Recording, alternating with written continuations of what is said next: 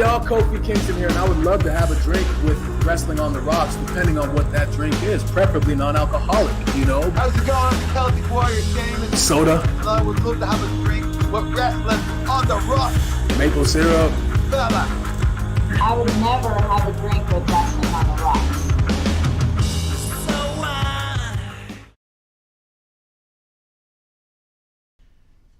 Welcome to the dive bar of the IWC. Welcome to Wrestling on the Rocks. I am at Ref Marsh. We are at WTR the show, and this is episode 1. WTR?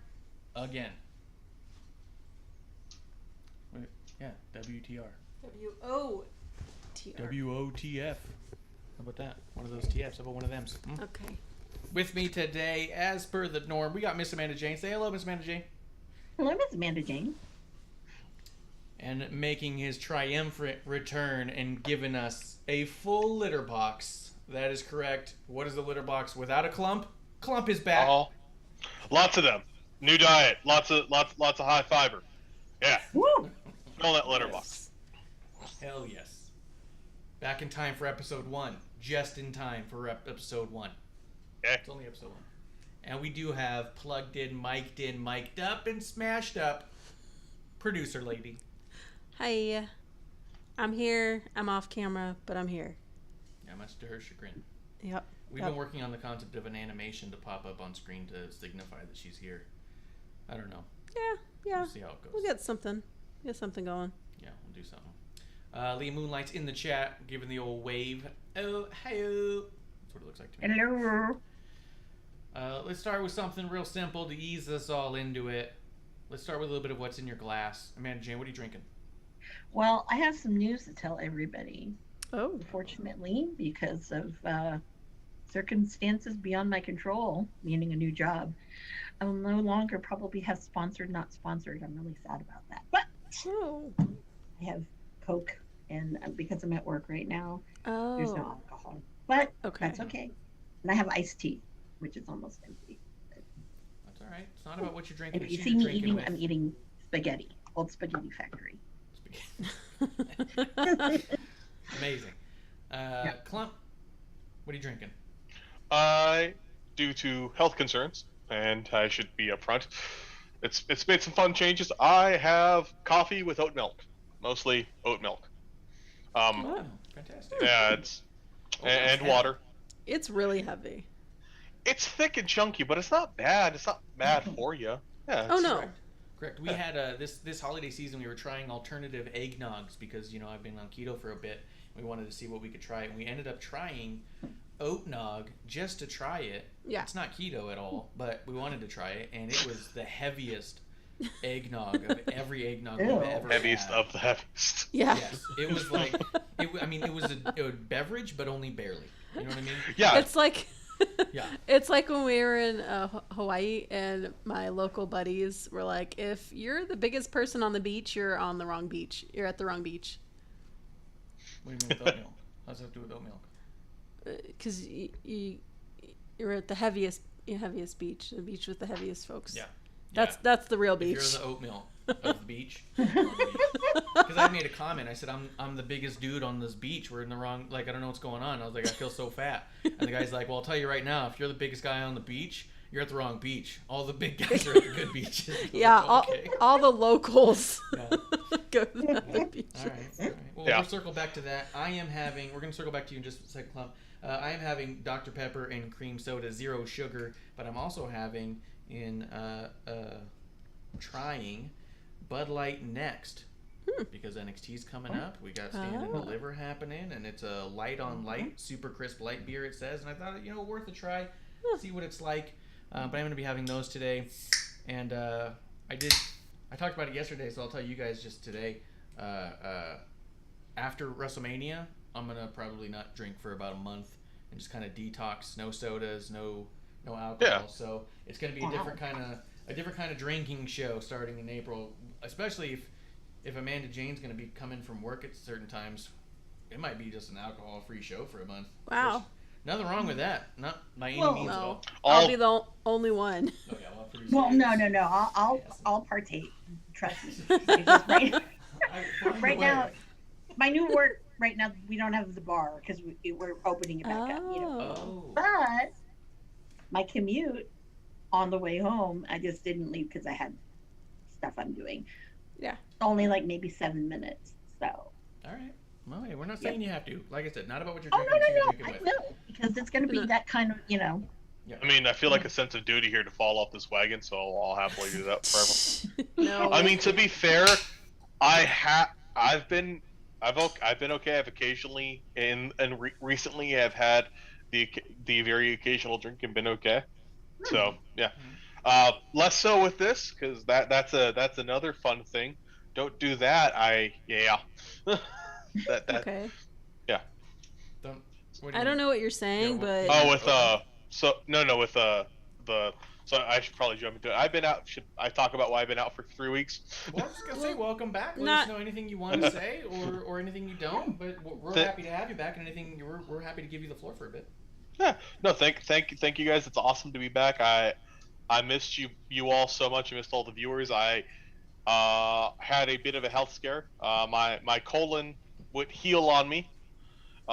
Decided to try and take me out. You know, like a kind of like a Sean and Marty moment. But I kicked out and I came back. And colon. Yeah, Hollywood colon. Yeah. Doing okay. I have some fun new diety things, and it's been pretty cool. I lost 30 pounds in about a week and a half. Jesus. Ooh, I I want want to see that. that. Yeah. Oh my God. No. Save me some of that. No. Share it. Yeah, I know. Seriously. No, it's all good. I put a little bit back on, but it was like, well, Yeah. they gave me They gave me just ice chips, and I was like, can I let these melt to water? And they're like, no, you have to only eat the ice chips. You can't drink the water because they thought I was gonna have to have surgery, and I was like, okay, Oh my God. fuck this. But Well, if that's the secret to losing like 30 pounds, eating ice chips. Nope. Yeah. Pass. Hard pass. I'm getting No, smoke ice- all summer long. ice chips, and then your colon has to go from looking like a can to a crushed can, and then tearing. Yeah. Don't like this. I don't no. know what my colon looks like. Nope. So. You don't? That's weird. Generally, it's full of shit and kind of like a tube. All right. How do we segue? Because this isn't good. Speaking of full of shit, Speaking of Grim full of Reaper in the shit. chat. Cheers to Grim Reaper coming through. He's going to be on our show on Wednesday, breaking down WrestleMania and the Fallout. So we are excited to have Grim Reaper there. Ooh. We sent I a had a care good package you segue. got. I was Oh. gonna say, to Go ahead. follow up with, with the colon talk, Yeah. is speaking of other things that are kind of cylindrical like cans. Somebody has a birthday tomorrow. This is not a good segue, Amanda. It depends on the birthday. It's the Viper, Randy Orton. That's why they call him the Viper. Didn't you know that? Because of his colon? No. This is going horribly awry. Oh my god. Oh my god. Well, happy birthday, Viper. There's no way we still have It could have viewers. been a butt thing, but I didn't. No. I just Could've thought been. that maybe we're talking about body parts. Maybe. Yeah. Happy that's the funny birthday. part. He's got Happy, the Viper. Oh my happy god. birthday. When I think of Yeah. my colon, I think of Randy Orton. Oh, there you go. There you go. And if you guys are doing that, then hey, all is good in the world. So woohoo! Other people having a birthday. Jack Evans from the heavens, as you know. I don't understand if Jack Evans was released from AEW. I don't know. Him and Angelico. Ain't Don't seen him know. for a while, but Well, he was on Dark. No, I'm sorry, Dark Elevation. Jack Evans recently, a couple Yeah, I weeks haven't ago. seen him. But other than that, if you don't watch the internet wrestling, speaking of other people in AEW, are TNT champ Scorpio Sky. He's celebrating a Woo! birthday this Very cool. week, Very cool. along with some other really cool people like David Otunga. If you don't remember him, that's Mr. It was Mr. not anymore. Not anymore. Oh man. Chelsea Green, the hot mess. Her birthday. Charlotte Flair. I wonder when she's I wonder what do you get Charlotte Flair? I mean, she's won her title like a billion times. What do you get her for her birthday? I mean, I don't know. I don't know. There's a lot of really mean answers. Yeah. Yeah. I'm just Well, gonna. we're be not going to do quiet. that. No, Yeah. We're not gonna we're pass. We're hard pass. Yes. We're Yes. moving on. Yeah, I agree. Yep. Lance Storm has his birthday this Oh. week. A sense of DDP. humor. You give Yeah, him charisma. There you go. There you go. So if you do DDP yoga, your sensei of that is having a birthday. John Zandig, I know a lot of people probably don't know that name, but if you've ever seen the infamous Joey Janela goes off a roof into a truck filled with like fire and barbed wire and glass, that's who he threw off the roof, or threw him off the roof. So Oh, that's cool. happy birthday, Mr. Zandig, for all of those people who love the death match. That's not me. And also, The Rock's grandfather celebrates a birthday. Peter Maivia? High Chief Petey Maivia. Nice. So, yeah. Very cool. Very And those cool. are all our happy birthday people Oh, today, cheers. or Cheers this to week. y'all. Cheers. Cheers. Let's see. All right. We got any news? Not really. What I do have on news that I did want to bring up briefly before we get into the shows, because I think with the shows, I think all the news kind of comes out of the shows, to be honest. But according to AEW Talent Relations, which first and foremost, incredible they have talent relations and public relations, given the atmosphere in which we find out stuff through them. So you mean Christopher Daniels? I believe Christopher Daniels is their talent relations, yes. But Yeah, that's what I'm saying. From what we've also heard, I as politely as possible, I don't know what the fuck they think talent relations means, if not to even contact the talent. Because all the talent who have been released have said they discovered it by just being ghosted and removed from their website. Oh, that's horrible. Every single one of them who's said that they've been released was like, well, I figured I must be released because they removed me from the website and they won't return my calls. Ooh. Jesus Christ. Yeah, like we heard that from Chavo, we heard it from Matt Cardona, we heard it from, Matt Cardona obviously was a short term, so was Chavo short term, but still, the idea that they were working on shorter term contracts, and then when they came up, they just were like, I guess they're just not hearing back. Who else we heard about? I think we heard it from Joey, from Marco Stunt. I don't know. We've heard it from a number of sources now where they all say, yeah, I just figured because they removed me from the website and they won't return my calls.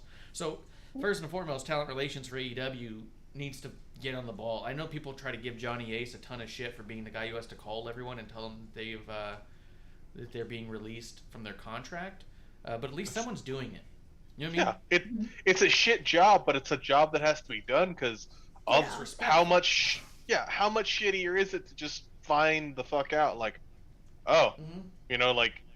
because to me as well, that kind of sounds like once they start touring, talent relations also, I think, attaches people to travel and stuff like that. So I could see a situation where somebody shows up to a place and finds out, and you're like, oh, I fucking traveled. What are you? What the hell? That sucks. Yeah, and like you said, it sucks, and it's a shitty conversation, and no one wants to hear that. But I think everyone would rather hear that than nothing at all. You know what I mean? Yeah. I mean, it's just respectful from a human standpoint, not even a performer standpoint. Just, I can't imagine having a job even in retail or even the restaurants that I worked in where you were just suddenly ghosted by the whole company. I've seen people's hours dwindle away. I've seen people get less and less and be kind of forced out, but there's not like a surprise or a lack of communication. It's a different thing. So you and I worked in a place where like they gave, if anything, too much feedback at times. Yes. Like they were very aware, but it was never a negative because you knew what was up. Like if I've been at places where they didn't tell you if you were having poor communication issues, like HR really didn't exist, and that's what this is a function of HR. Like it's crazy to me to do this, especially when you push the idea of you being this progressive, different, amazing company, and so often put the other company's name in your mouth. I mean, There's just so much we don't know though about their operation. So And the amount of people who want to go on record and say flat out, Tony Khan's easily the best boss they've ever worked with in the history of time. I think that there's. Sorry, I've had shitty bosses. Yeah, I think If there's Yep. an argument to be made that you just haven't been ghosted yet. You know what I mean? Once you're ghosted, you're gonna feel a lot different and say, I wish you would have just fucking told me. You know what I mean? yeah, Like at the end of the day, as shitty as it is when Johnny Ace calls to release people and they think that that's a coward move, it's a lot less cowardly than just refusing to take someone's call. Yeah. Grimper does say in the chat, AEW might have someone that works for them that might know a thing or two about talent relations. I think that JR's gone on record saying he doesn't want to do it again, but at the same time, if I'm Christopher Daniels, I'm probably talking to JR as much as I can about what can I do in this role and what should be expected, because at this point, they're a new company, they're sorting that stuff out. Yeah. But, yeah, AEW Talent Relations cited budget cuts and large roster as a reason for not extending AEW contracts. So they're starting to say budget cuts, and they're starting to say, well, our roster is just too big. Yet they keep bringing every fucking person who has a name from WWE in a off fucking heartbeat. Yeah. Yeah, if you're going to say you're doing budget cuts because your roster's too large, why'd you bring in 2 more this week? You know what I mean? You brought in... You can and you can be open like, hey, it didn't work out with Abaddon. Was she? She didn't. I'm just. Oh, okay. I'm looking at the roster, and that's the one that popped up in front of me that I've not seen in a long ass time. Yeah. Yeah, and also we don't know what everyone's getting paid exactly. So it's like one person getting paid $5 million while another's getting paid $30,000. Like, I don't know. Yeah. I have no idea. Yeah, it does sound like that level of disparity is there, and it does. Well, there's a tier system, apparently. I could see that. Yeah. I'd love to see how that works out. I would love so much to see what the tiers of pay are and who sits there. Like, that would be a dream to me. Like occasionally you see it from WWE in their earnings calls because they'll report like roster pay to an extent. Like it might be for a few years back. I'd be so curious to see it for AEW because I bet it would be fucking depressing.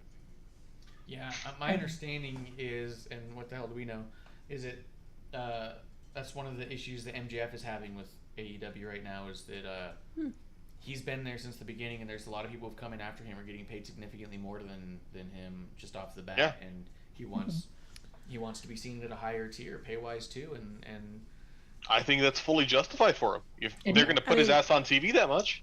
Yeah. That was the same with Cody, right? Yeah, and that was supposedly part of the argument with Cody is that, he's doing more work than most and getting paid not even top 10. Like, it's one of those things where it's all like, you can understand. But I just thought it was interesting that they wanted to go ahead and say budget cuts as well, and the amount of AEW fanatics that I see on the timeline that were like justifying it are the people who talk all this shit in the world about WWE. That's the other thing too, is that their whole concept of WWE doing budget cuts while they're making profits. Right. Okay, well, AEW supposed to you, like, as long as you guys keep regurgitating whatever Tony Khan says, it's making a shitload of money. So why can't he hold on to people forever? You know what I mean? Like, and that's just to say that the pettiness between the IWC is ridiculous, and it's about time they just acknowledge that that's an unfortunate side of the business, is that not everyone gets to stay forever.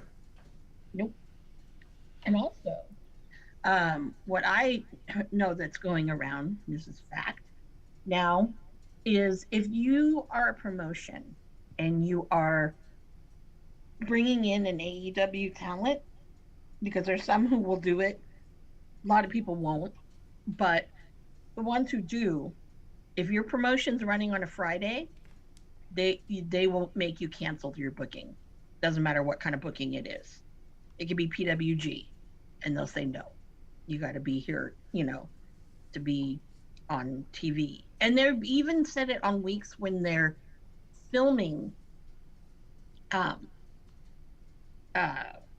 Rampage, and it's pre-taped, which I don't understand that, but whatever.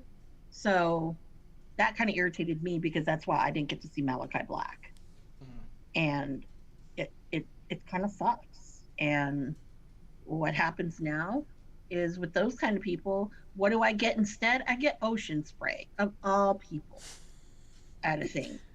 I mean, I'd rather have like, I don't know. I don't know. I can't think of anybody. Anybody but. You know what I mean? Well, Ricky. But there's certain people that let go. Like we had Frankie Kazarian filled in for Malachi Black. And it's like, well, that's not an equal thing. So, yeah. But, you know, it is what it is. Yeah, I got you. Let's see. Yeah, I don't think I have anything else for news. If you guys just want to talk about what happened on the show. Congratulations, Zack Sabre Jr. Well, what do you do? New Japan Cup winner, second time. He's got a new cup. Yep, bravo. He had an epic match with Ocean Spray. I thought Ocean Spray was going to die, and I was disappointed that he didn't. But you know, hey, but no, it was Zack Sabre Jr. has been really awesome. I know he's gained some weight, so he's not as stickly as he used to be, but I mean, he's still a phenomenal catch wrestler. So, you know, it's kind of nice to know that there's goodness and stuff, because I know NJPW's been kind of lately, but yeah, that's what I've only been hearing. So, but congrats to ZSJ. Woohoo! Yeah. And today we had Bloodsport, and going on right now is Janela's Spring Break, and we should have Janela versus X-Pac on there, and curious to see how that goes, knowing that X-Pac tore his bicep on his return match at the GCW event against Cardona and Myers. So curious to see. That's what, tomorrow? That's today. It's happening probably right now. To be now. honest. Spring Break is happening today? It's happening now. Yeah, we were looking at clips of it before we logged on. What? Yeah, Usually Briscoe it's brothers were pretty brutal. Yeah. Usually it's Friday, Saturday. Well, No, it's there's happening now. a lot more going on. Yeah, the this clusterfuck's weekend. probably over by now, but yeah. Okay. Yeah. Yeah.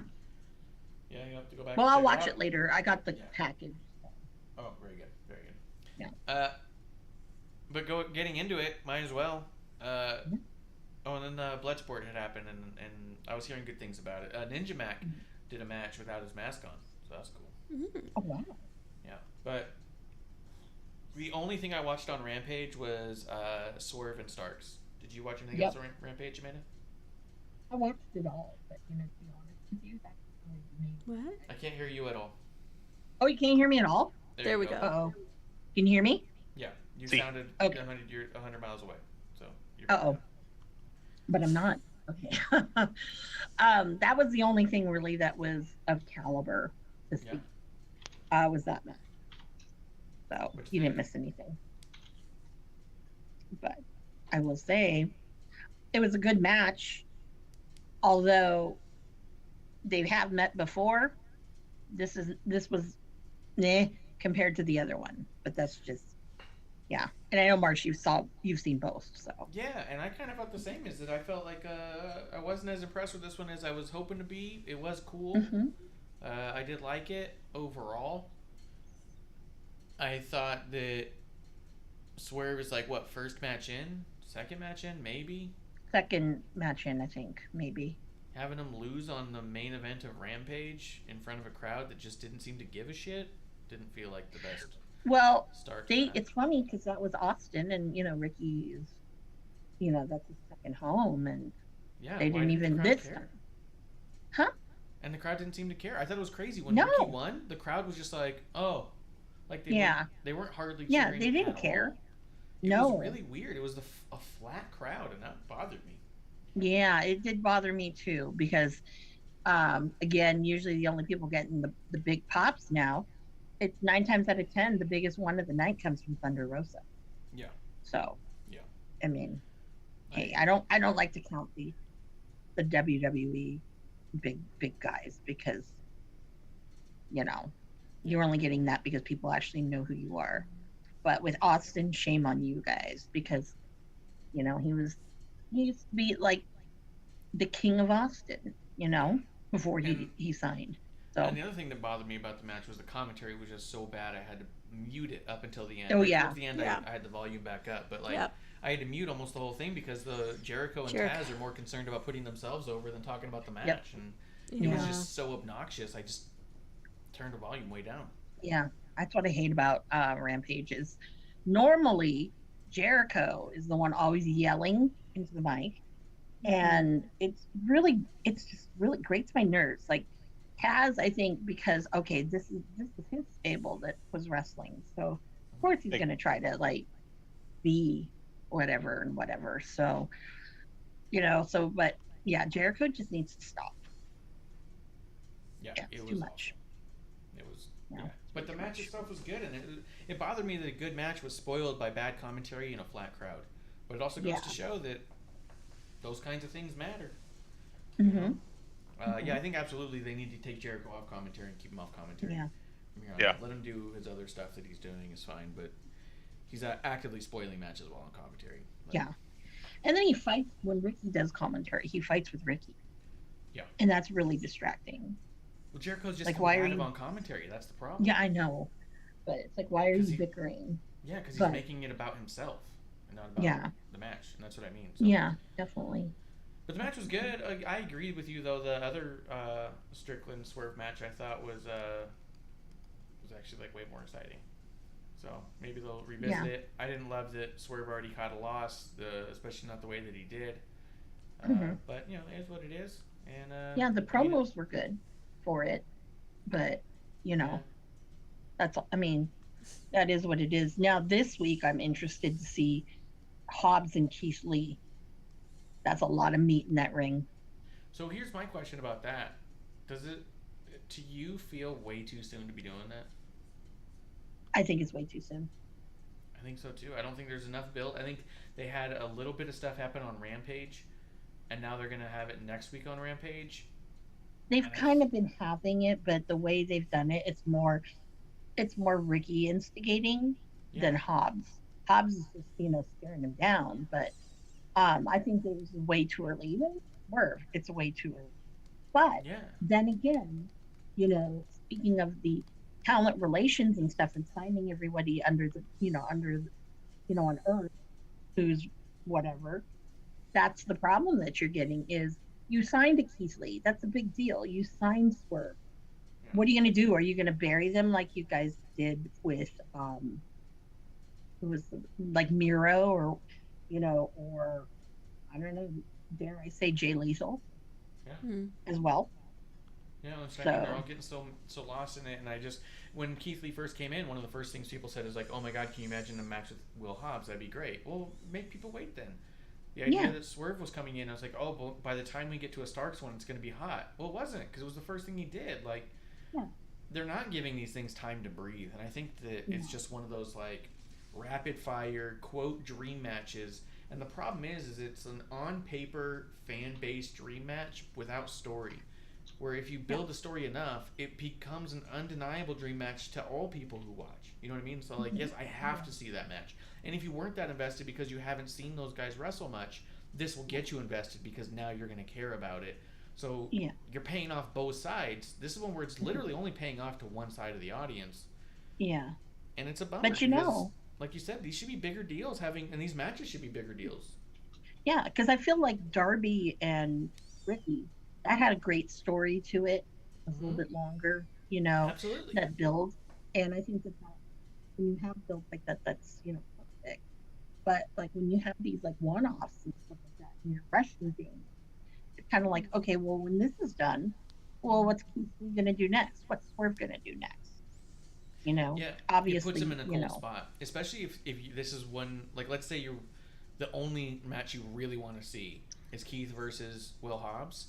Then everything he does before he gets to Hobbs is still building anticipation for Hobbs. If you get the Hobbs one out of the way right away, then after that you're kind of like, all right, now he's totally cooled off. I don't know what I want. I don't know where I want it to go.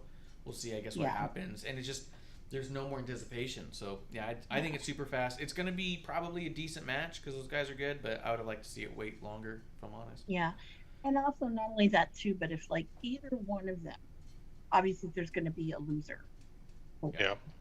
And, I think that either one of them this is just not. It's not going to be them any good at all. It's just going to kind of be like, man, you're either setting the precedence of if Hobbs wins is just very weak, and then same thing with Hobbs. I mean, if he loses, then he's going to look like he's pretty weak. So it's like, well, what do you do there? And since obviously Ricky won versus Swerve, I'm thinking that, I mean, obviously they didn't want to change that title over or whatever. Doesn't even count. But I think that the Swerve, yeah, it kind of hurts him a little bit. But I think because he's got so much charisma and that kind of star power actually will book it right. I think that's, he's fine with that. Keith Lee, I don't know. Hobbs, hard to say. Even though, yes, he's great and he's gotten better and better and better. But again, with those big guys, you can only do so much with them. Yeah. Try to stay facing the mic as much as you can. It sounds like you're moving your head around a lot and you're kind of fading. Oh, no, I am by my mic, I think. Right. Or if not, actually, let me. Yeah, but I will say that's exactly why I was saying that they need to kind of like sweeten up the story some, because they're both in a position where it doesn't feel like a good time for either one to take a loss, where if you kind of build up that storyline more, then you get to a point where you feel like anybody coming out on top is going to be in a great spot and anybody losing still looks good because of all the other stuff that the other guy's already done to look strong. You know what I mean? And right now it's just everyone's looking real fresh, like it's kind of a bad time for that. But you want to get into and then even that at the end with Keith Lee coming out, he was like, it was a mess, man. It was a mess of a pull apart. Everything looked really sloppy and weird, and it was just kind of bummed out. It was chaotic. Yeah. At best, and it just seemed, I don't know. It wasn't necessary. I don't think. Yeah, I don't think we needed all that, and it went on too long. But let's go to Dynamite. Let's go over to Dynamite. I will say, with as anticipated as the Swerve and Starks match was for us, and as much as Tony was trying to call it a dream match and all that stuff, if you didn't watch Rampage, you didn't know what happened, because on Dynamite they didn't refer to it at all. Yeah, I was going to say this, though. One thing I will say I'll say it now a little bit, and we'll get to it more later when we talk about what I saw of NXT. As much as they didn't refer to the other shows, and that's been a long thing with AEW that's kind of frustrating, it did have a lot of content matches. Mm-hmm. And from what I saw, they tended to end, which is better than a fair amount of the times I've watched. So I wasn't too mad at it overall. Yeah. Especially compared to watching NXT on Hulu, which I saw 3 matches and 30 minutes of promos for Stand and Deliver. Yeah, it was does a really bang-up job of taking a 2-hour show and making it 45 minutes. Not even. Yeah, Hulu does Hulu just chops shit up, man. But because I think we had a few more matches than that, but at the same time, we'll figure it out when we get there. I do think though that there's something to the lack of importance that AEW puts on Rampage. They want to have a big promo at the end of Dynamite every week saying, "Don't miss Rampage, because it's gonna be this." And then but they don't give you a reason to really give a shit about it. Yeah, they don't give you a reason to give a shit, or even say, "Oh, you missed out on an incredible match on Rampage. Go find it if you can. Go out of your way to make sure you see that match." They just move on. They just move on all the time, and I think that, I don't know, it's like a double-edged sword, because you want people to keep watching, and you don't want to patronize them for not watching, and you want to keep people caught up, but if you also don't make it seem like it's important because you missed something, it doesn't feel like you have to watch. Yeah, no, 100%. When you do watch, they pretend like you saw some other stuff, but they don't mention back to it. Like, it's just a really weird thing they're doing. But overall, Dynamite comes in. It opens up with CM Punk and Max Caster. And this was the second week in a row where I'm watching CM Punk come out in a cold match against half of a tag team to catch a victory for no real reason. And last week he didn't even cut a promo. This week he cuts a really mild promo. And I was like, how did they get all the special off of CM Punk? The way it felt to me was maybe they want to keep him hot. They're trying to keep, but it's really like they're just trying to keep him relevant. He's got a excitement to him. Don't get me wrong, but it rings like you're just trying to. We got to keep him in matches so people remember he's here because he's our big meal ticket. But he's not. He's working against a lot of people who are really talented. It feels kind of like having somebody against a Bret Hart, because it feels like he's got to have a match, he's got to win, but it's got to be somebody who looks good and kind of makes him look good. I'm not saying he's bad, but I'm saying he maybe isn't where he needs to be yet, or where they want him to be. You know, that's how it felt to me, and these performances feel to me when I watch them. Like warm-ups? Yeah. I don't know that we should be having a bunch of CM Punk warm-ups on TV, though. Like, I get it, but at the same time, like, that's what I mean. Like, is the specials gone? Like, I saw he was coming out, and I was like, oh, who are they putting up against him? And it was another half of a tag team. And I was all like, oh, he's just going through the tag team roster and defeating them all one by one. I was like, that's weird. I didn't feel pressure to focus on this match or to watch it. I didn't feel like there was any doubt of what was going to happen or why we're doing it. And I just feel like that as much as I don't like CM Punk, I do feel like that he should come off more special than that, where I should go, oh shit, he's having a match, I should probably watch it because everyone's going to be talking about it. No one's talking about his matches now. They talked about the MJF one a ton, but they haven't talked about anything really since. They didn't talk about much before. Like, they'll talk about the programs, but not these matches. And I just think that he's a special enough talent. You can get people to talk about every match he has, and you should probably should, right? Yeah, I think the addition of Bryan Danielson, hopefully, is this better? Sound-wise? Okay. Have my headphones on. Hopefully, I think that Bryan Danielson coming in really kind of hurt Punk in a way. And especially because it was so soon after.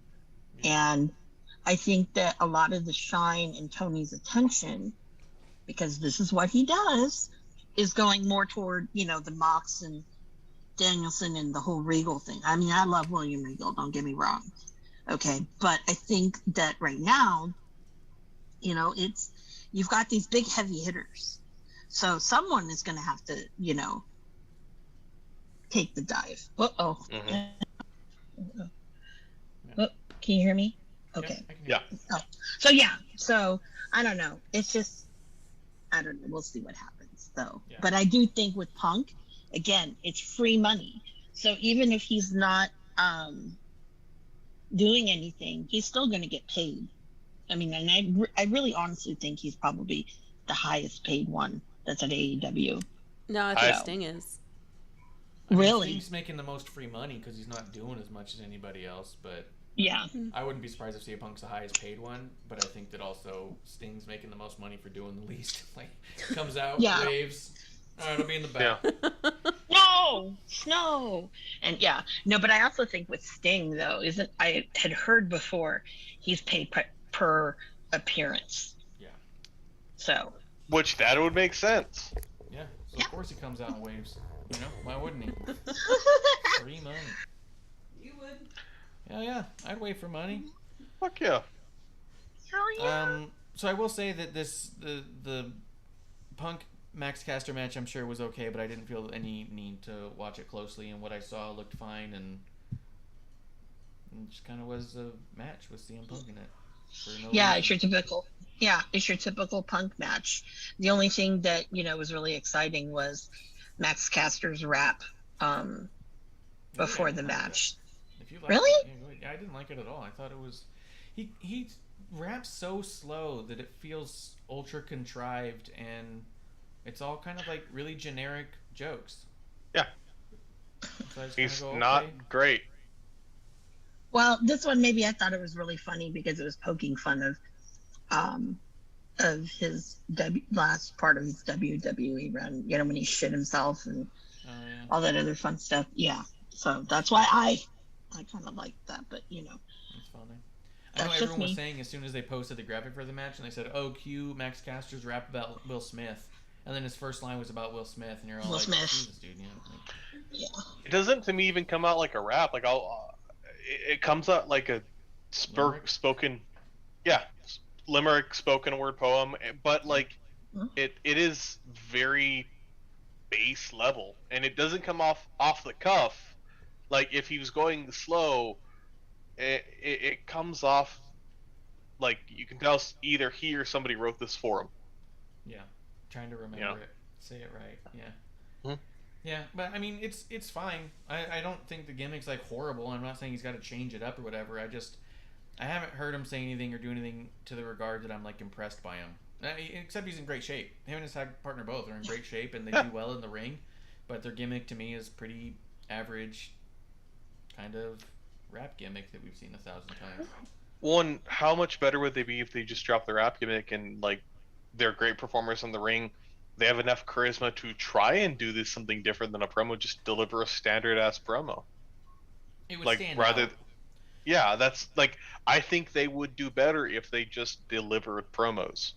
I'll tell you this though, them building this with the raps, like in contrast to what you're saying, the moment that they stop rapping and just cut a promo and go and come off the cuff and look like just a couple people who are pissed off, it's gonna hit real hard. It's gonna sink in because people go, oh shit, he's not trying to rhyme anymore. He's just pissed and wants to fight. And it's gonna be a big moment. And it'll be fucking cool when that happens. And it's only gonna be as cool because he's doing the raps now. So double-edged sword, I guess. You know what I mean? But yeah, it was fun. Real quick, Heroes in the chat. He says he got in a lot of trouble because he tried to go into the public area of AT&T and was suggested that he leave or be considered trespassing. All right, well, don't do that, man. Kuro's out there in Dallas right now, and he said AEW doing budget cuts and was laughing. Yeah, we talked about it a little bit earlier. But yeah, so they interviewed MJF and MTR backstage. Yo, did you find the Excalibur and JR seemed to be in conflict all night? Yeah. It was weird, where every time JR was saying something, Excalibur go like, yeah, sure, but let's talk about this other thing. And it was really like blowing off everything JR was saying or cutting him off. And yeah, it was weird. That's uncomfortable. What it was, and also like I'll be honest, like when Excalibur kind of steps up to everyone, and I'm sitting there like, you are, and everyone I've talked to kind of feels like you're the weakest link of this commentary team. Mm-hmm. The other two people are considered kind of the greats of wrestling, or some of the greats of wrestling commentary. Yeah. Shut your ass up and take notes. I'm not watching this to listen to. If I'm listening to commentary, I'm listening to JR and Shivani. I don't really give a shit about Excalibur. And you're not, and that's me saying I'm not watching it to really give a shit about commentary. Half the time I watch wrestling, I watch it while I'm playing Call of Duty or something, and it's just in background and as I play. Yeah. I don't give a shit about Excalibur. Yeah. I felt like he came off like he had a big ego this week, and I don't always feel that way, but this week I felt like they were in conflict, and I was like, what's going on? Like it felt weird. Yeah. So I don't know, whatever they got to sort out with that too, but. In regards to that, because at one point JR is also not trying to be stupid, and by that I'm saying that he presents it as though he's seeing the same thing that the audience is seeing, and he's got to be the eyes for the audience. And he goes, what are all these signs that are around the stage or like around the ring? And then Excalibur goes like, it has to do with Wardlow, but going back to the ring, and just was like moving on, and it's all like, no, I'm thinking the same thing, because minutes before he said it, I was like, what are all those fucking flyers up? And then JR brings it up, and Excalibur's just kind of like, shut up, old man, we'll get to it when we get to it. And you're just kind of like, the fuck? Yeah. Like, that's how it felt. I was like, no, I want to know. It's distracting me from the match that I don't know, and I'm trying to look at it, and I'm staring at these flyers instead of watching what's happening in the ring, because I'm trying to figure out what the fuck's on the flyers. Let's listen to the legend now. Yeah, and so JR is cognizant of that and saying, instead of having everybody try and squint their eyes and look at this tiny flyer, let's tell them what the fuck it is so we can move on. And Excalibur's all like, nope. Let's fucking keep this distraction for no reason. But we did get the answer in the next segment, which was MJF and FTR backstage in a totally fine promo. It was cool. I didn't have any issue with any of it. Nope. Clump, you're going to have to let me know, because I am curious. I don't usually watch AEW on Hulu. Does it cut stuff out on the Hulu or no? No, so I watched AEW on the TBS app. So here's another thing about my gripe with NXT and WWE, and I feel like maybe this is a thing that really does hurt them. I'm watching NXT. I have to wait a week to watch the entire show on Peacock. Yep. If I watch it on Hulu, I can watch it the day after. Awesome. It's an hour long, and in the case of this week's show, I watched 35 minutes of promos, and I watched it with people around me, and the comments that kept coming up is, so you watch wrestling, why are we watching a bunch of short videos about people?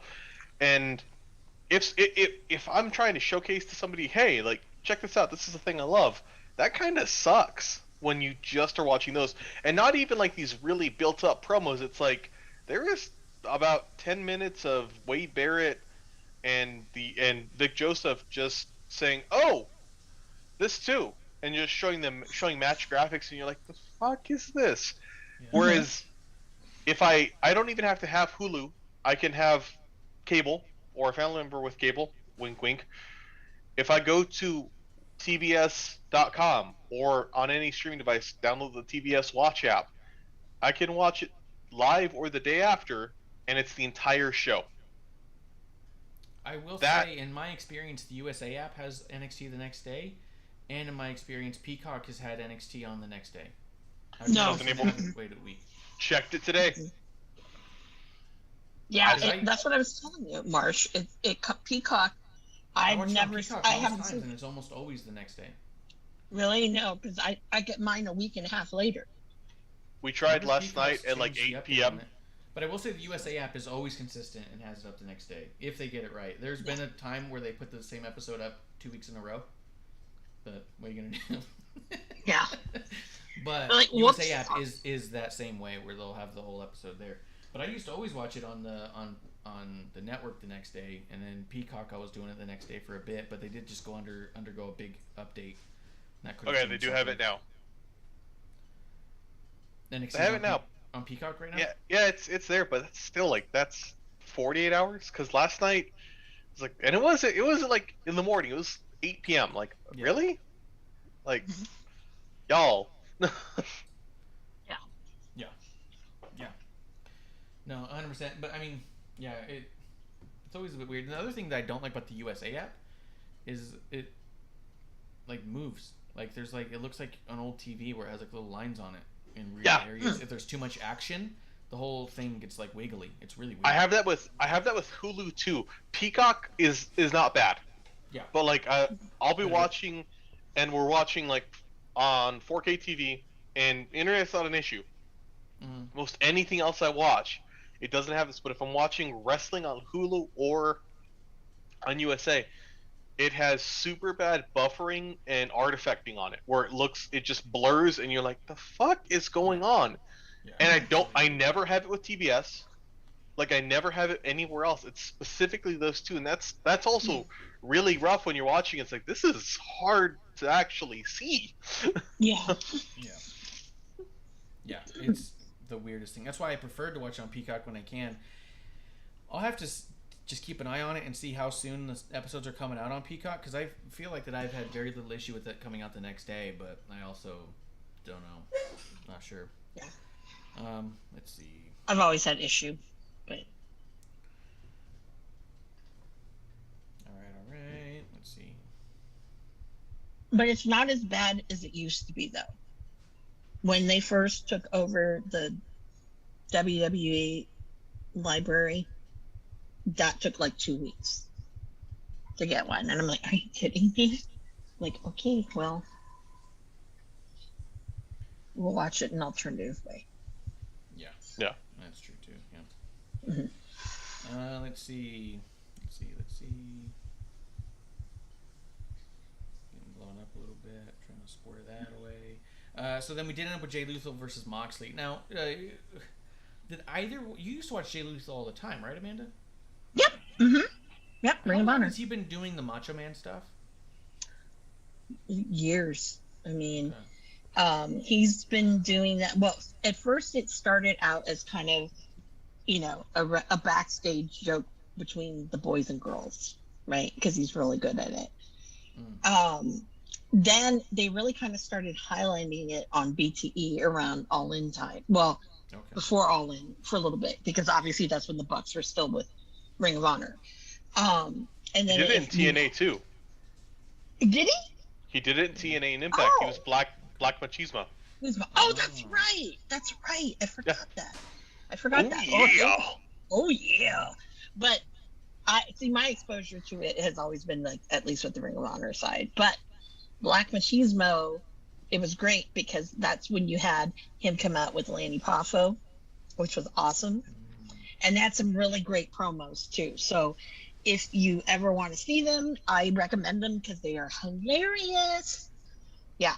So, but I've been watching Lethal for a while. I will say the AEW version of Jay Lethal is absolutely just, I don't know what they're doing with Jay Lethal, to be quite honest. No. I mean, it's he's not enjoyable to watch because I think they're just throwing him in situations where, he's pretty much losing matches and making people look good. Yeah. So, yeah.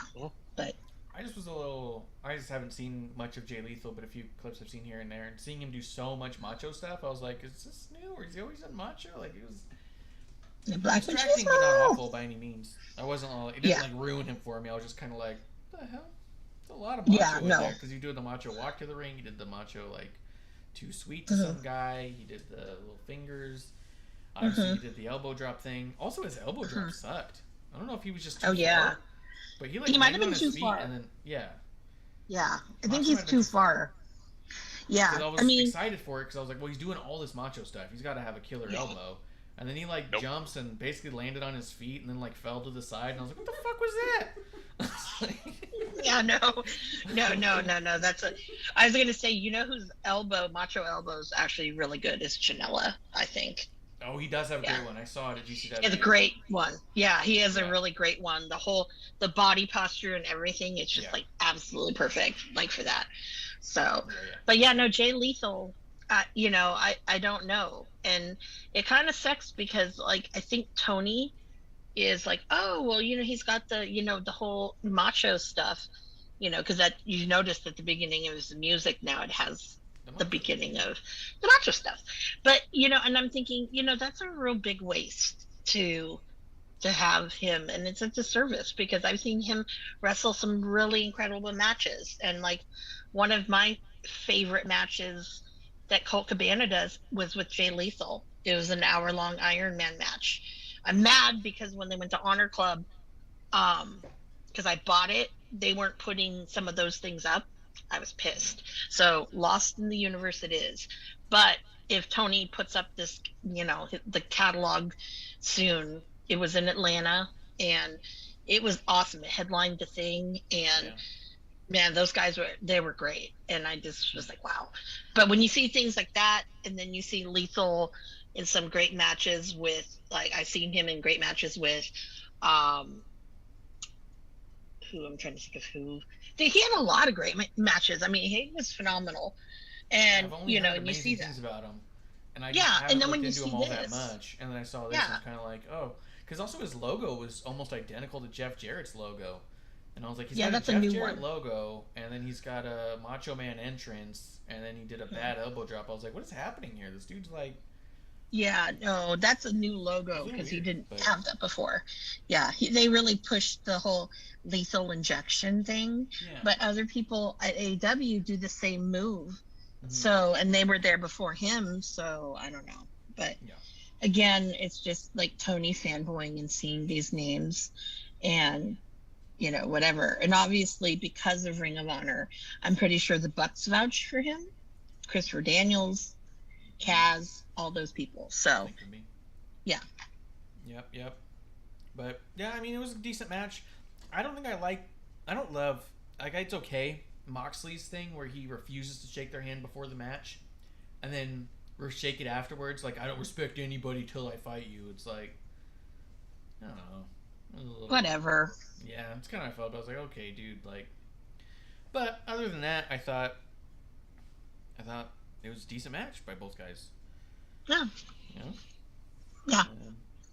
I just and don't then- like Mox. I mean, it seems the same every time.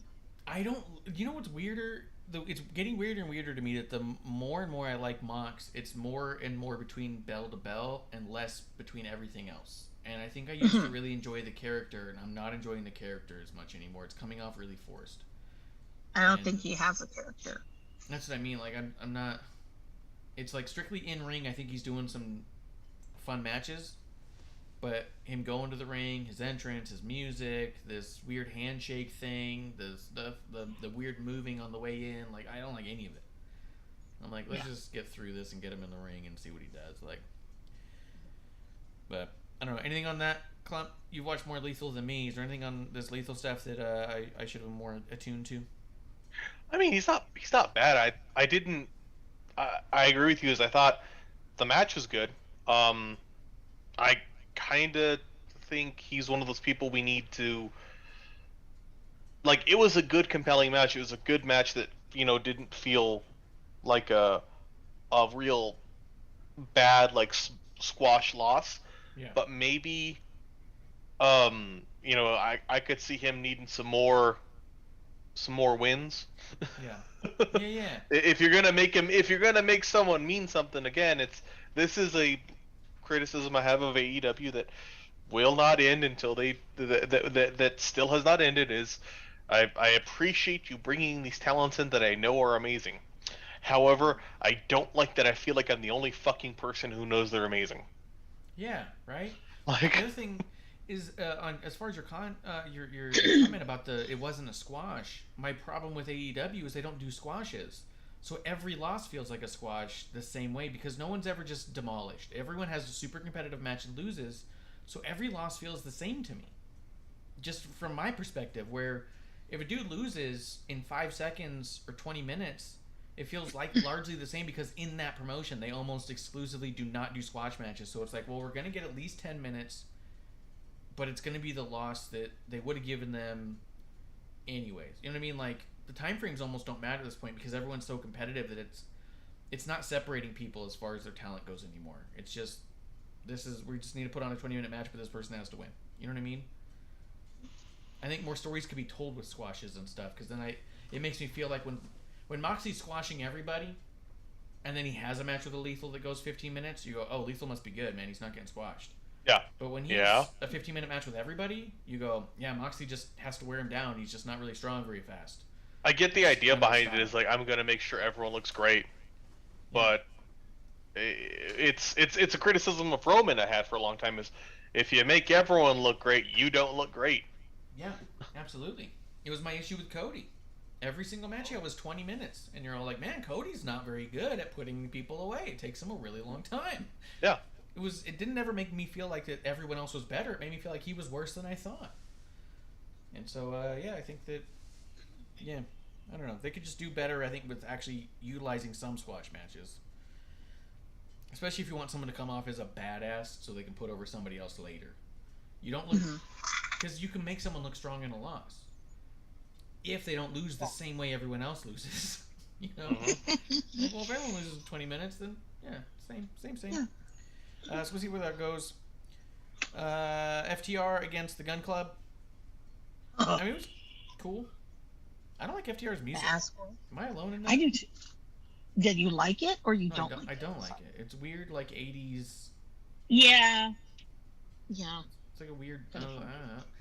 I just feel like they used to have like a cool rock country kind of hard like kind of song, and now it's this weird like synthesized dancey 80s song, and I was like, this feels weird. I don't get it.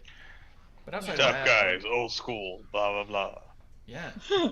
Yeah. I wonder if it's supposed to be really similar to Midnight Express's music or something. Maybe. I'll have to go back and find out what they came out to and see if it's similar. Because I feel like there's got to be a meaning behind it I'm missing. Because those dudes are detailed. And I like everything else about the presentation, and I like this match. Man, Billy Gunn. God, Billy Gunn is a fucking badass. Oh, yeah. He is a beast. What'd you guys think of it?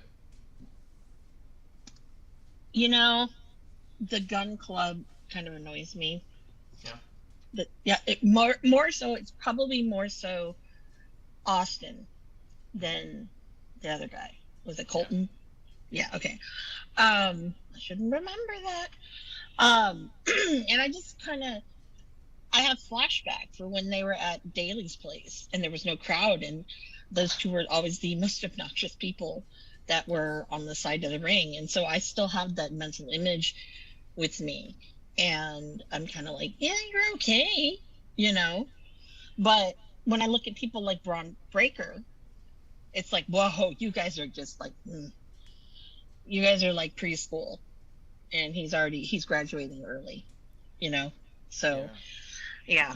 I will say when they come out, I think of them as clowns, and I try and give them a benefit of the doubt by the time that the thing goes because of that time frame. They came off so clownish, and I'm like, they're just goofing off, they're just playing around, they don't mean any of it.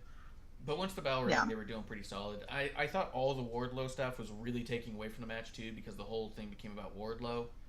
So he was throwing around all the security guys, and it was all right. It's all right. They're building towards MJF and Wardlow, and that's a way to do it, I guess. Yeah. Does Wardlow and MJF feel important to you guys? No. Unfortunately not. It should be. It'd be a really interesting one. It'd be a good spot to really develop a face with some significance. I mean, Wardlow's more or less an AEW original. If AEW let this feud really go and let Wardlow give MJF a rare loss, that'd be amazing. And it'd be really cool to see him go, because I've not disliked Wardlow working. I haven't felt he's terribly bad. I think it'd be fantastic. Yeah. But, and I agree with MJF on this in a sense, is you're not giving him the space to do a lot of amazing things, but you're putting him everywhere, and yet I don't care, you know? Right? I thought it was weird, because I thought maybe it's just me, because I'm pretty petty and not a massive AEW fan or anything. We don't try to pretend. But I felt like for a storyline that they've been pushing since like the second pay-per-view, where they've been like having these seeds, and it was like, oh, when Wardlow turns on MJF, and oh, you know it's coming. I was like, they've gotten to like just come off a little bit less important than you'd think it would feel by now. And maybe it's because they teased it for so long that by the time it came around, everyone just goes like, okay, this is how we're gonna go through it. You know what I mean? It just feels like we're in motion. Does that make sense? Yeah. Mm-hmm. But also with the whole Wardlow thing too, is when he first came to AEW, and I remember those promos, I thought, okay, this guy's gonna be, this guy's gonna be great. But we didn't see him really wrestle until maybe almost a year in. And now we're seeing him wrestle regularly. So I don't know, for me, how it's not exciting anymore. Like I could care less now because it took them so long to do it. But I don't know. Yeah, they teased it for I think too long maybe. But... Yeah. But I mean, I suspect the match is going to be cool, and I suspect that as we get closer to the match actually happening, we're going to probably get a couple of segments that'll be pretty badass. I do think those guys are capable of that. This just felt a little shoehorned, maybe. Yeah. And I do hope MJF gets a loss. That's my hope. Yeah, I wonder how that plays out. Yeah. KLUMP, do you want MJF to lose against Wardlow? Yeah. All right. I think it needs to happen. You need to build up. MJF's built up. He's safe. He's secure. He's done a lot. He's got name value. You have an original here that could really mean something. This could be a fantastic storyline if done well. I think Wardlow winning with MJF doing what MJF does in a few matches ahead of it, fucking him over, would be fantastic. I think it would be great. I think it'd be also great if they won in a cage or if they won in a not street fight, because that I don't think is the win here. I think it needs to be a good, compelling match. I agree. Do you? So we haven't talked to you, KLUMP, in a couple weeks, so we haven't heard what you thought about the Jericho Appreciation Society.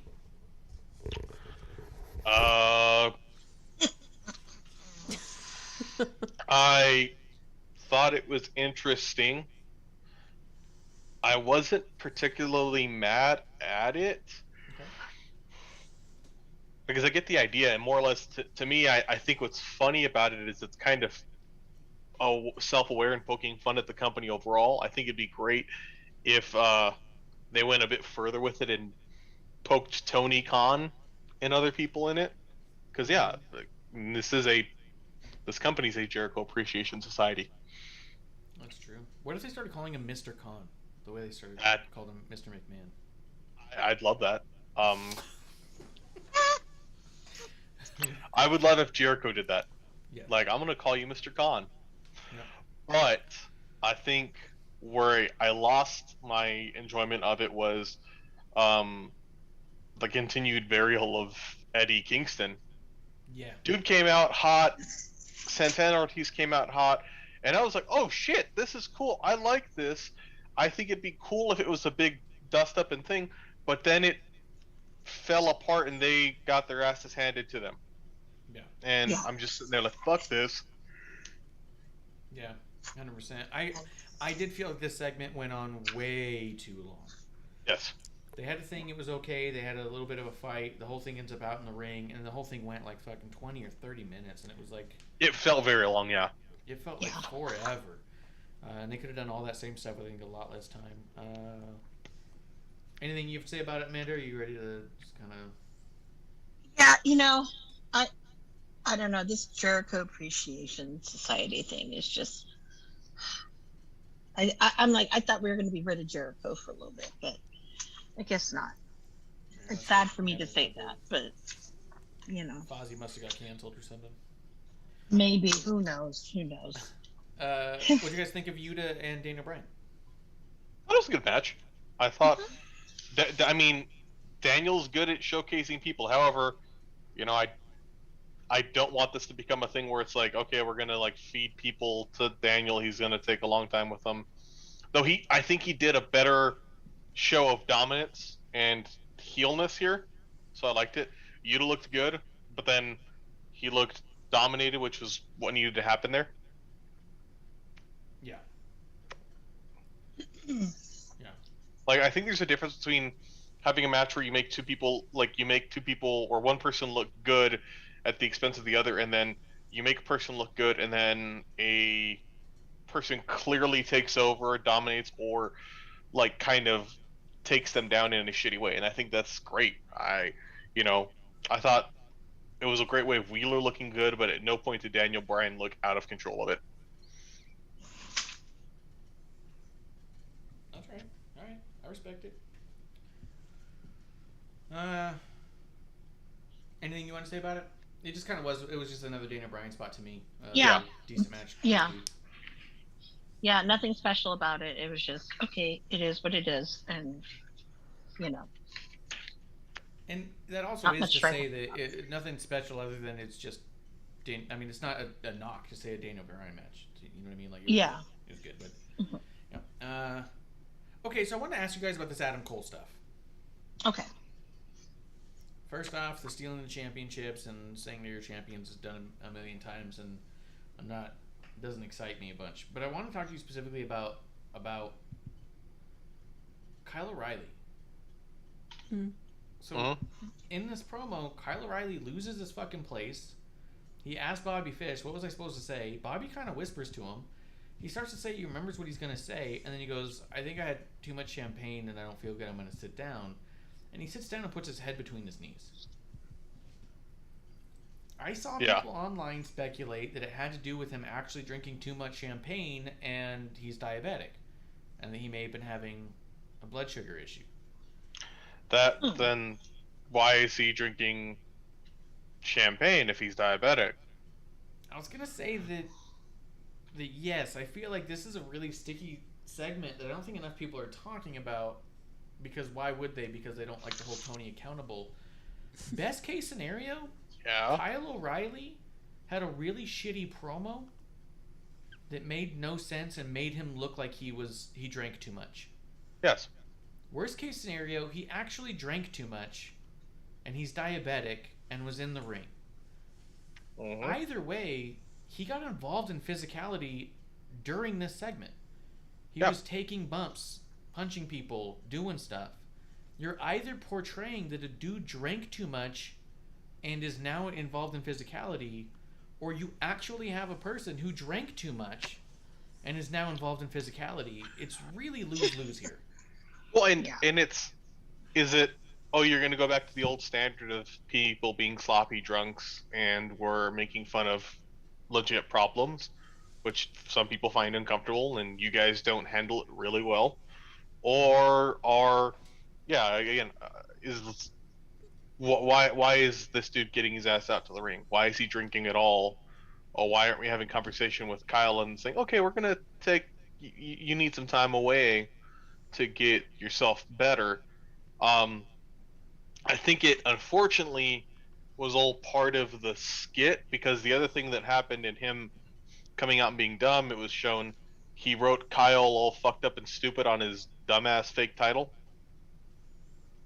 Like, it's, I mean, I'll give him this. Hey, you're putting a fan favorite tag team up there and making them look like shit and burying them before they buried other talent. So that's different. Yeah. I don't know. I think it's bad look either way. Like you said, you're either portraying a thing that we have a history of portraying poorly and don't need to do. Yeah.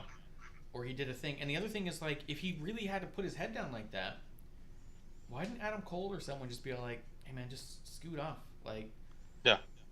When they first threw him over the rope, let that be that. Say, hey, we're gonna throw you over the rope, dive out, and just stay down, dude. Like, if you don't feel good, don't be doing this. Like, if you accidentally drink too much, and let's just say he didn't intend to drink too much. Maybe he doesn't have a problem. Maybe he just didn't eat enough and didn't realize it, had one glass of champagne and it went straight to his head, and he's like, shit, that's never happened like that before. Well, maybe now's the time to lay out, you know? Like, everyone just went ahead and said, no, we're going to go through the way it was. Like, I don't like any of that. Like, real or fake, I didn't like it. It didn't make me feel comfortable or that anyone was being safe. You know? I agree with 100%. Like, it's just done. Or dumb. It's just dumb. Yeah. At best, at worst, it's cool. We're really fucking bad at this shit. We're really bad. Really don't Are we dumb? Are we dumb? Or are we fucking? Are we? Yeah. Are we dangerously irresponsible? Which one? Who runs this goddamn company? Yeah. All right. I just want to see if you guys saw it the same way I did, because I was like, as much criticism as I give them for certain things, there's sometimes you just kind of go like, the fuck are we doing? Like, yeah. It's one of those like disappointing parts where sometimes I go, okay, that could be better. Like Jay Lethal's elbow drop, I just criticized. It just was a shit landing. Like, yeah. The rest of it was all good. This was one where I was kind of like, this is bad. Like, not objectively bad, just bad for the whole, everyone involved. Oh yeah. All right, so I just want to know what you guys thought. The Thunder Rosa promo, what'd you guys think of that? Last week she came out to say 2 words and got bum rushed and beat the shit out of. This time she got to say her piece. What do you think? Yeah, go ahead, Amanda. I was gonna say, I don't know about you or you KLUMP, you Martian, you KLUMP, but I don't know. But Nyla Rose, I don't know. We know you're big, you're a beast, whatever, right? I just don't think I buy it anymore. Yeah. At first it was great. Now it's like, no. And you're only really there to give Vicky Guerrero a job. But, that's just my opinion of it. Yeah. They beat her into the ground. She's lost every match she's ever had almost. You know what I mean? She had a really bad title reign. She lost most matches on the way to it, and they've really just beat that character into the ground. Where it's like, it's hard to believe. And even when the Nyla character said she was the foundation, you're kind of like, based off what? Foundation of what? Yeah, that's where I was like, what are you talking about? But the Thunder Rosa promo I loved. Yeah, she struggled with the little things and got caught up on her words a couple times, but to me that doesn't bother me. I feel like that gives a sense of passion and realism to it. When people stumble exactly. Over the words sometimes. So exactly. I loved it. What'd you think, Clump?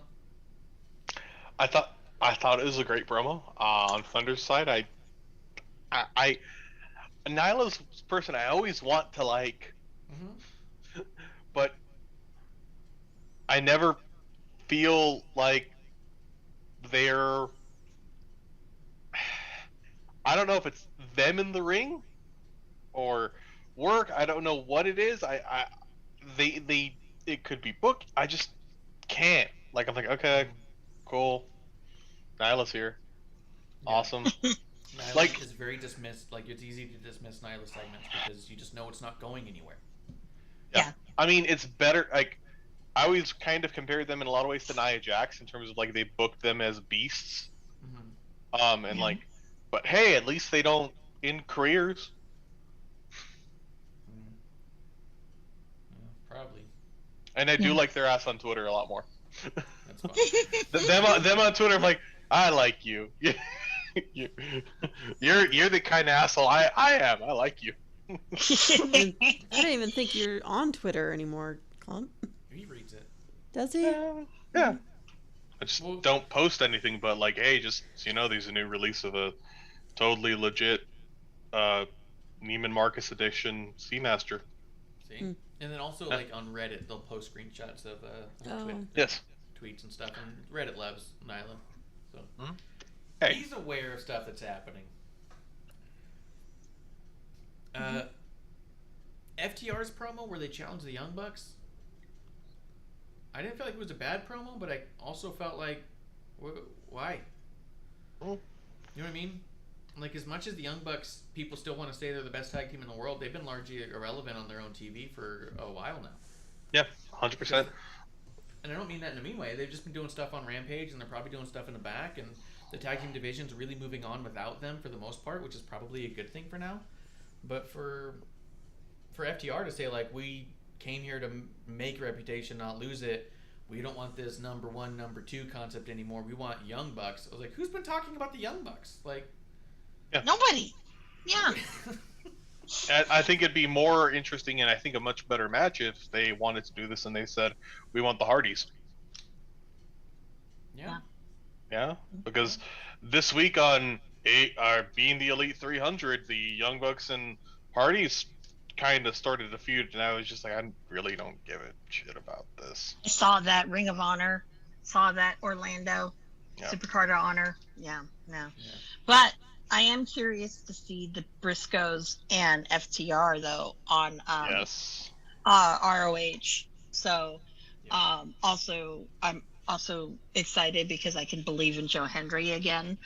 Best fucking song I think out there right now for a wrestler. It's the greatest. It gets great audience participation. I love it.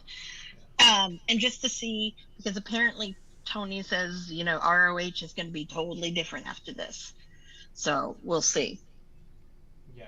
I even saw an interview with Tony where really if you listen to what he's saying and kind of read between the lines of what he's trying not to say, is it sounds an awful lot like it's going to be a developmental program. He views it very much the same as NXT and wants it to be AEW's version of like NXT 2.0. Not that he wants it to look like 2.0, but that 2.0 is much closer to what the main roster is now. And so the transitions should be more smooth moving forward. And I think he wants Ring of Honor to look more like that, where it looks like the AEW product on a smaller scale. He's not talking about where it's going to end up, how it's going to be distributed, where they're even going to be, if it's going to tour or not. I'm starting to get the impression he might end up in that studio in Orlando and just be a studio thing. I don't know if he truly wants to tour it or not, 'cause it's a lot of work.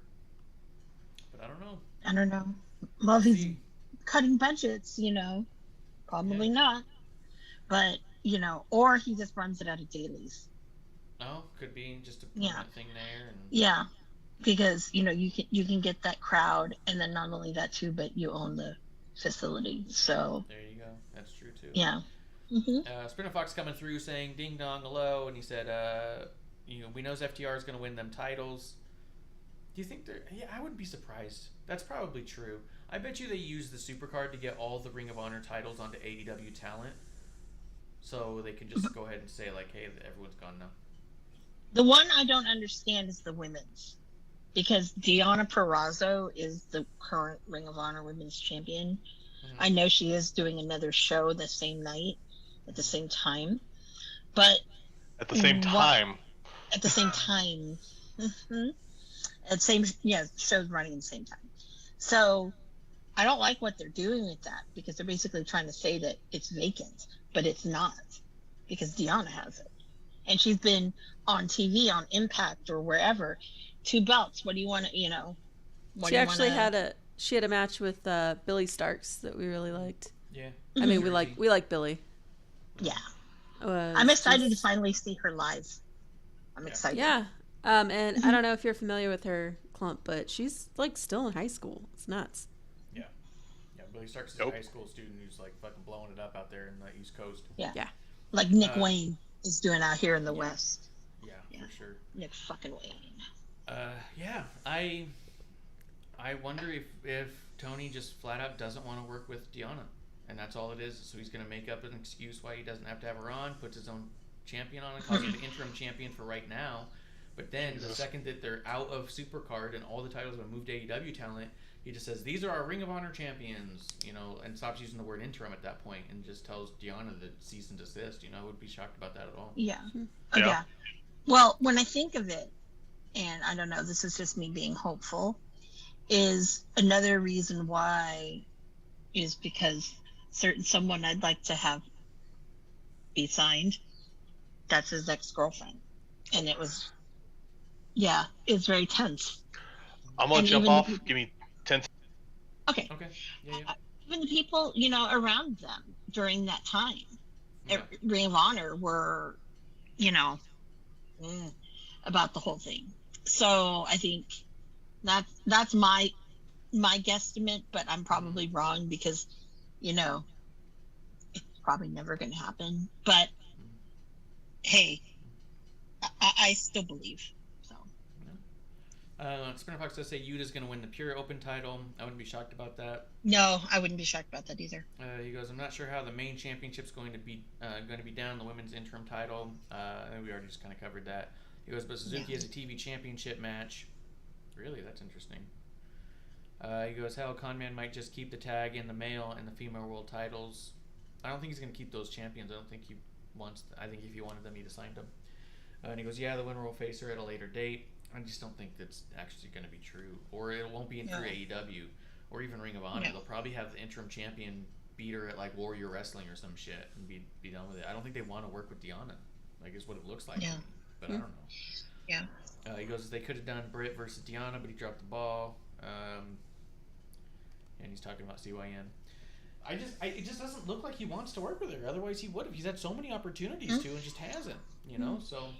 Yeah. I don't know. But speaking of, as we move on through a little bit, we did end up with the Owen Hart Foundation Women Tournament qualifier, and the Bunny came out. The to be determined debut. What I did like about this, though, is that they knew that there was about to be a surprise, like who's going to come out to face, and commentary was talking about something else. Yep. And then as her music hit, they're still talking about something else. And they're like, "Oh, it's Tony!" Oh, like, why didn't you set the anticipation? Who's it gonna be? Right. Who could it be? Like, this is a big, and then be silent and wait. But they didn't. They talked over the beginning of her entrance, and I was like, "Ah, come on, guys! Like, this is bigger." Yeah, they're not. But we got Toni Storm. Toni Storm's arrived in AEW. Had a mostly decent match with the Bunny. Mostly, there was a lot of misses in here, but the Bunny's just not that good. She's not up to par with a Toni. We've seen Toni do incredible stuff all over the world. It's hard to say at this point, and we've also seen Bunny mess up a lot in every match she's ever had. So it's hard for me to say that Toni was off her game here. Right. But it definitely was not the cleanest of matches or the cleanest debut of all time. But Toni did have a match and did get a win here. You know what's Give funny? me Toni. I want Toni versus Jamie Hayter so bad. That could be great. Yeah. That's gonna be fucking amazing. I think that'll be great. Swinner Fox says he's got mixed emotions about this match. Yep. Look, I'm happy for Tony. I also have a hard time being too excited about any debut because we just see what happens to the debuts of everybody. And look at Ruby. She was supposed to be the biggest signing they'd had. She disappeared into the ether. Yeah, the minute they got Thunder Rosa, there was a green card storyline, you know, like just Oh yeah, I don't know if you caught that last week. That's why Vicky was saying to Thunder Rosa was that I don't think you have a real green card. It's fake. That was the heat that they were trying to get in that same night. Because this comes into like my concern also for Tony is what's going to become of Tony. Like so, Paige Van Zant earlier that night they said was to take. They first off called Tay Conti Lucha Horace because she's with Sammy Guevara. And then in that same promo, Dan Lambert said, hey, if you had $10 a month, you could buy Paige's OnlyFans site and find out why Orange Cassidy has his hands in his pockets. So insinuating, one, that not only is Orange Cassidy masturbating to Paige Van Zant on the internet, but he's also doing it on live TV. Yeah. So my concern being is how long until... And then also, as one more pullback, with Ruby Soho, her first promo against Britt Baker was that she's sleeping with someone in the back. Also go to fast forward to MJF and CM Punk, and how many times did MJF say that CM Punk was sleeping with Britt Baker? My concern is you now have Toni Storm, whose biggest hit in the news in the past month has been that she opened up an OnlyFans. So much so that it also exposed how awful these dirt sheets are. They didn't talk about there's a number of other women in wrestling who've opened up OnlyFans since then that they have not mentioned, which also just goes, is it news when you want it to be? Is it news when you're attracted to someone? Or is it news when it's not? Either way, if you're not covering everyone, you're exposing yourself in a certain way, right? So how long, given Toni Storm's history in the WWE, which you know they'll bring up, last time we saw her, she was in a program with Charlotte where they put cream pie in her face. How long before we have some sort of fucking cream pie reference where they're trying to say, is it your WWE or your OnlyFans? Yeah. I just don't think we're going to get out of Toni Storm without them degrading her in a certain level. They will. The other thing as well, like, there's a lot of levels that I find so frustrating. One, why do we need to diminish somebody? One, how shitty is it that people who are performing here need to do that? But also, like, why do we need to demean somebody who is a sex worker if they want to do that? Also, OnlyFans, as far as I know, you can do. There's a lot of other things people do there that is not. It's just fucked. And then it goes back to the shittiest parts of the Attitude Era, which I really wish they didn't bring back, is you don't need to demean women in this way.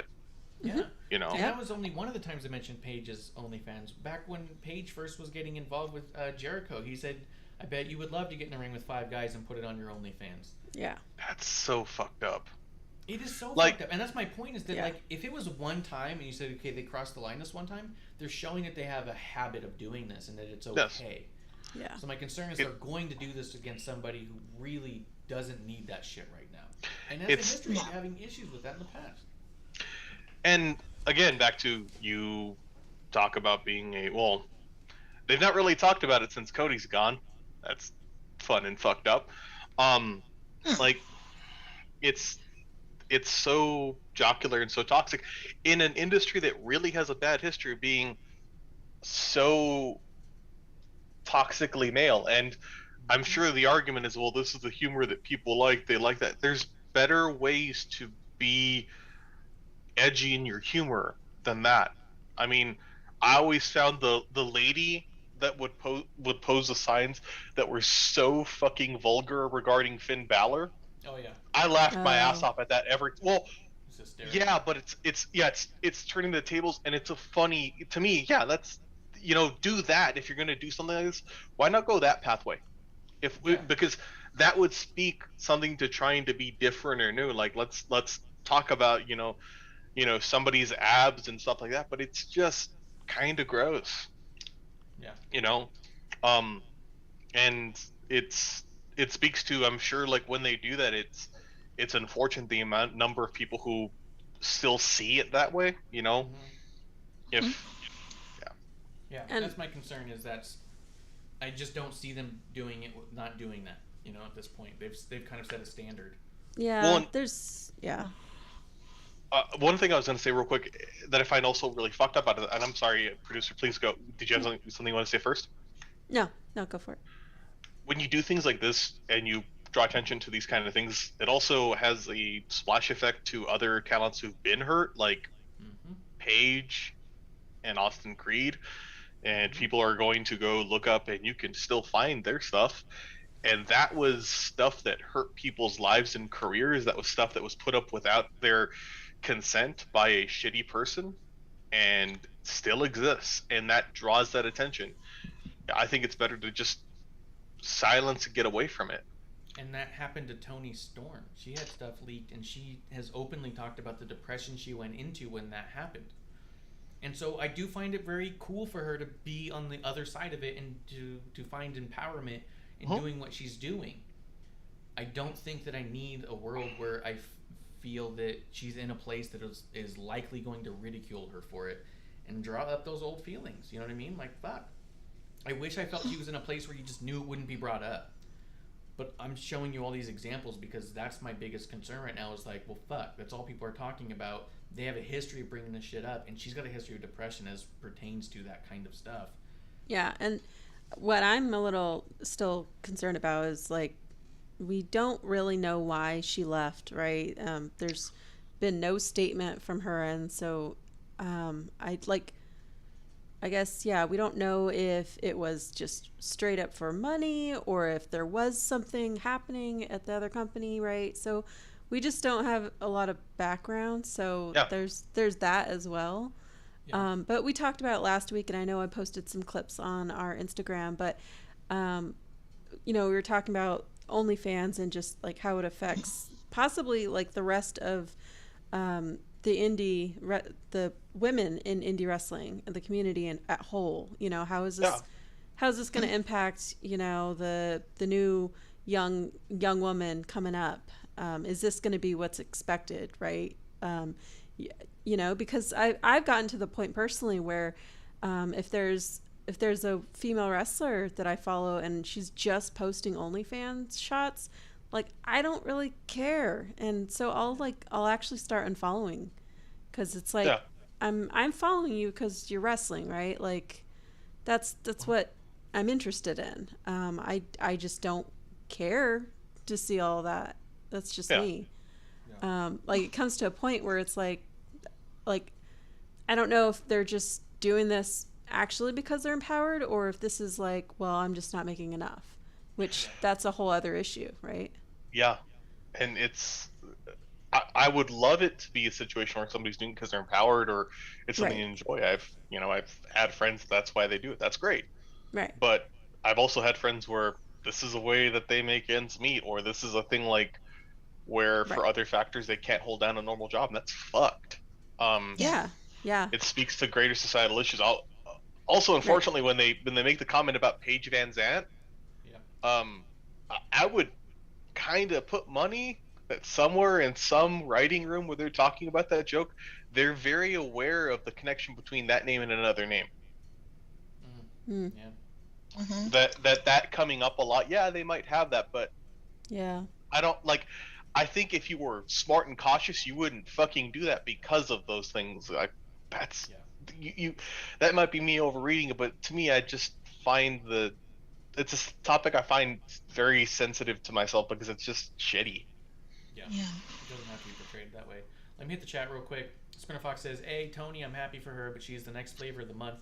It's just pissing me off that they keep bringing in more and more talent and they get left behind. But they also, as a side note, are doing budget cuts. So maybe they released all those people so they could hire Tony. If we want to use WWE, IWC thought processes, right? That's what they said. You release this person to get that person. That's the only way it works. I'm not saying that's true because it's definitely not true. But Grim Reaper says, build up to Tony versus Jade. Jade goes over to keep building her legacy. I hate you, Grim Reaper. Spinner Fox says, Bunny was like what the only Canadian female talent in the Owen Classic, and she loses. They could have put Bunny in an easy win against a younger talent. That's true. You could add the Canadian through there. It would have been a nice little thing. He says every female talent is and will get attacked until it goes too far, and Tony will have to go on Twitter and say, "I'm sorry" for it to change. Except we also know he refuses to say sorry even when he knows he's wrong. Springbox says, I've noticed that some talent in AEW cry and bitch over being on the road. I think people are choosing AEW for the light road schedule, but they still cry about being that much on the road too. I agree, and I actually said that, is I wonder if part of the decision is, at this point, we're not the only people in the world who sit there and say, well, they do a couple things for a month and they sit on the shelf for a year or two. Right. What if some of these people, what if Tony in mind was all like, hey, if I sign a 3-year contract, I only got to work the first couple months of it, and then I have guaranteed money for the next 3 years, and I can do what I want from wherever I want. You know what I mean? I can come in from time to time and do a thing. Like, if I know they're not going to use me much, at least it's free money while I'm doing other stuff. Building her OnlyFans, because maybe that's what she wants to do. Maybe she wants to do modeling. Maybe she wants to be an actress, and she goes, hey, if I do that here, I know I'm only wrestling a really finite amount of time, and I've given a lot more freedom to do the other stuff while still getting paid fully because Tony's this way. You know what I mean? Like, it wouldn't shock me to find out that that wasn't a deciding factor. And I wouldn't hate someone if they told me it was. I'd say, okay. I hear you. Yeah, we don't know. Yeah. We have no idea. Amanda, what do you think? Well, you know, I don't know. The whole OnlyFans thing is really interesting. I think, as far as wrestlers go, I think most of it kind of started out because more of the indie people had it than, you know, people who are signed to companies and whatnot. Oh, yeah. And a lot of them, it was, you know, supplemental income. I think now there's a whole new thing with, I think Playboy is doing something where they're taking normal women and they're making them like, there's online content, and there are a couple women who've been empowered by it, and I think it's awesome. I think who was one of them? Mama Faye is one of them. Faye Jackson, and I think it's great. And I think that, you know, those kinds of things are fine, but it's just when, you know, we start all of a sudden people are using it in I don't know, they're just using it in a disgusting manner, which I'm pretty sure that's people are. That's what bothers me too. And I'm kind of like, oh, okay. But then again, you know, I don't know, as women, we don't see, there are some men who do have OnlyFans. There are a couple, not as many as the women, but there's few. I saw one indie guy who his picture was one that had an AEW background, so he's at least been on Dark or something. And he was posting today about how he's opening up an OnlyFans, about how he was a stripper years ago, and that he wants to see a positive change in sex work, and felt that he wanted to put his money where his mouth was and be involved in it to be able to be there to facilitate change. And I thought, how cool is this? But you don't. That see is kind of cool. Find out the name. DM me it. Put it in my DMs. Okay. I want to see if he has a good butt, because you can't say stripper. He had a nice chest, so we'll see. Okay. Just because you have a nice chest does not mean that you have a great butt. This is true. This is true. Yep. This is true. Yep. Our dude butt connoisseur. Yes. Okay. But yeah, I don't mind. I mean, obviously, none of us have an issue with I mean, we talk about Bad Dragon all the time as a joke around here, but like, if that's what you want to do and you feel empowered doing it, fuck yeah. Yeah. When people try to use it against you, especially in these storylines, I feel like that's fucked up, because it's already tough enough to get through that without ridicule. That we don't need to add national TV exposure to somebody being ridiculed for it. And when I've seen it so many times in that company so far, I mean, look at what WWE did when that shit happened with Paige, and when the Carmella shit was going on with Corey and stuff. Like, they removed them from TV, not to get them off of TV to punish them, but to try to help that murmur die down. Well, so people would stop. You know what I mean? They did have the Usos do that one joke with Paige, but like it wasn't Mm. Yeah, that was great. It wasn't. Yeah, it wasn't great. Yeah. But Good stuff. It's a space of constant growth that we need to do. yeah. Yeah, true. Like, yeah, we and that's can something- do better. Yeah. Yeah, absolutely. Grim Reaper's giving me kissy faces because he knows he's a dirty son of a bitch. Mm. Talking about that Jade win. Tony Storm should win that tournament, I think. It'd be great. Let's see. Splinter Fox says Conman should have a board with with talent trainer, Warren Brothers, and a lawyer to stop Conman from allowing some dumb shit. He goes, AEW is like a job that you can double dip, get paid, but then do all the side jobs. Penelope Ford is still going to college while in AEW. Yeah, that's not to say you can't do it. The other one, Nikki Cross is getting her college degree. Yeah. Chad Gable famously got his master's with a 4.0. Well, thank you. Mm-hmm. It's true. That's true. But he also says Marina Shafir might break the mold of the teenage jokes, but then again, Jade is now being all sexual now as well, so I'm not sure anymore. Yeah, and that's just what my concern is. And it's not to say it will happen, but I'd almost be shocked if it didn't because of the precedents that they've set. And when they decide to say MC Tony Storm there, because I like to see her wrestle, there's also nobody on that roster that I look at and think dream match. I do think there's a couple of them that would be pretty cool. I think Jamie Hayter, like you pointed out, obviously Thunder Rosa would be cool. Serena Deeb probably. And that's it's kind of where my list starts to really thin out. I can't think of anyone else that I think that would be amazing. Probably Ruby Soho would be a good match, but I don't think of it as like a dream match type of stuff. Where realistically, when Tony was in like NXT UK, even it was like, oh my god, this match. Like you just wanted to see them all, and it didn't work out for reasons, I suppose. The other thing I want to throw out there, because I saw a lot of people say this, they go, oh, how could WWE have messed up so bad with Tony Storm? Oh, yeah, come on. Really? In my mind, they didn't have time to mess it up. The one argument that I appreciated as realistic was that she had been signed with them for 4 years. So when you think about it time frame wise, she was in NXT for a small window of that, and main roster for an even smaller window before she walked away. And the idea that it took that many years for her to get to SmackDown, I can understand the argument of like she was star ready for a lot longer. We don't know all the factors. I mean, take Gunther into account. He's only now in America because he didn't want to come to America before. Yeah. It wasn't that they didn't want him in NXT, it's he didn't want to go there. We don't know that she didn't want to travel to Florida. Yeah. It could have easily been why she was in NXT UK for as long as she was. She just didn't want to. Well, we also have led to why her leaving could even be. Go ahead, Juan. Well, we have to give credit. We've had an interesting fucking 2 years. So there's a 2-year gap of just like shut the fuck up about people traveling and stuff like that moving. That was a big challenge for a lot of people, even people in the States, Yeah, but I mean, when you think about it, she was having matches with Charlotte. She was on her way, I felt like, having probably a title reign. She was in a top spot with a top star, and I do understand that she was getting humiliated by Charlotte. She also got revenge on Charlotte with the pies to Charlotte's face, and I will give you that whipped cream pies is a silly wrestling thing that isn't the most incredible, but you also look at Roman Reigns. He was covered in dog food last year. And Baron Corbin. Baron Corbin covered in dog food. They're doing just fine.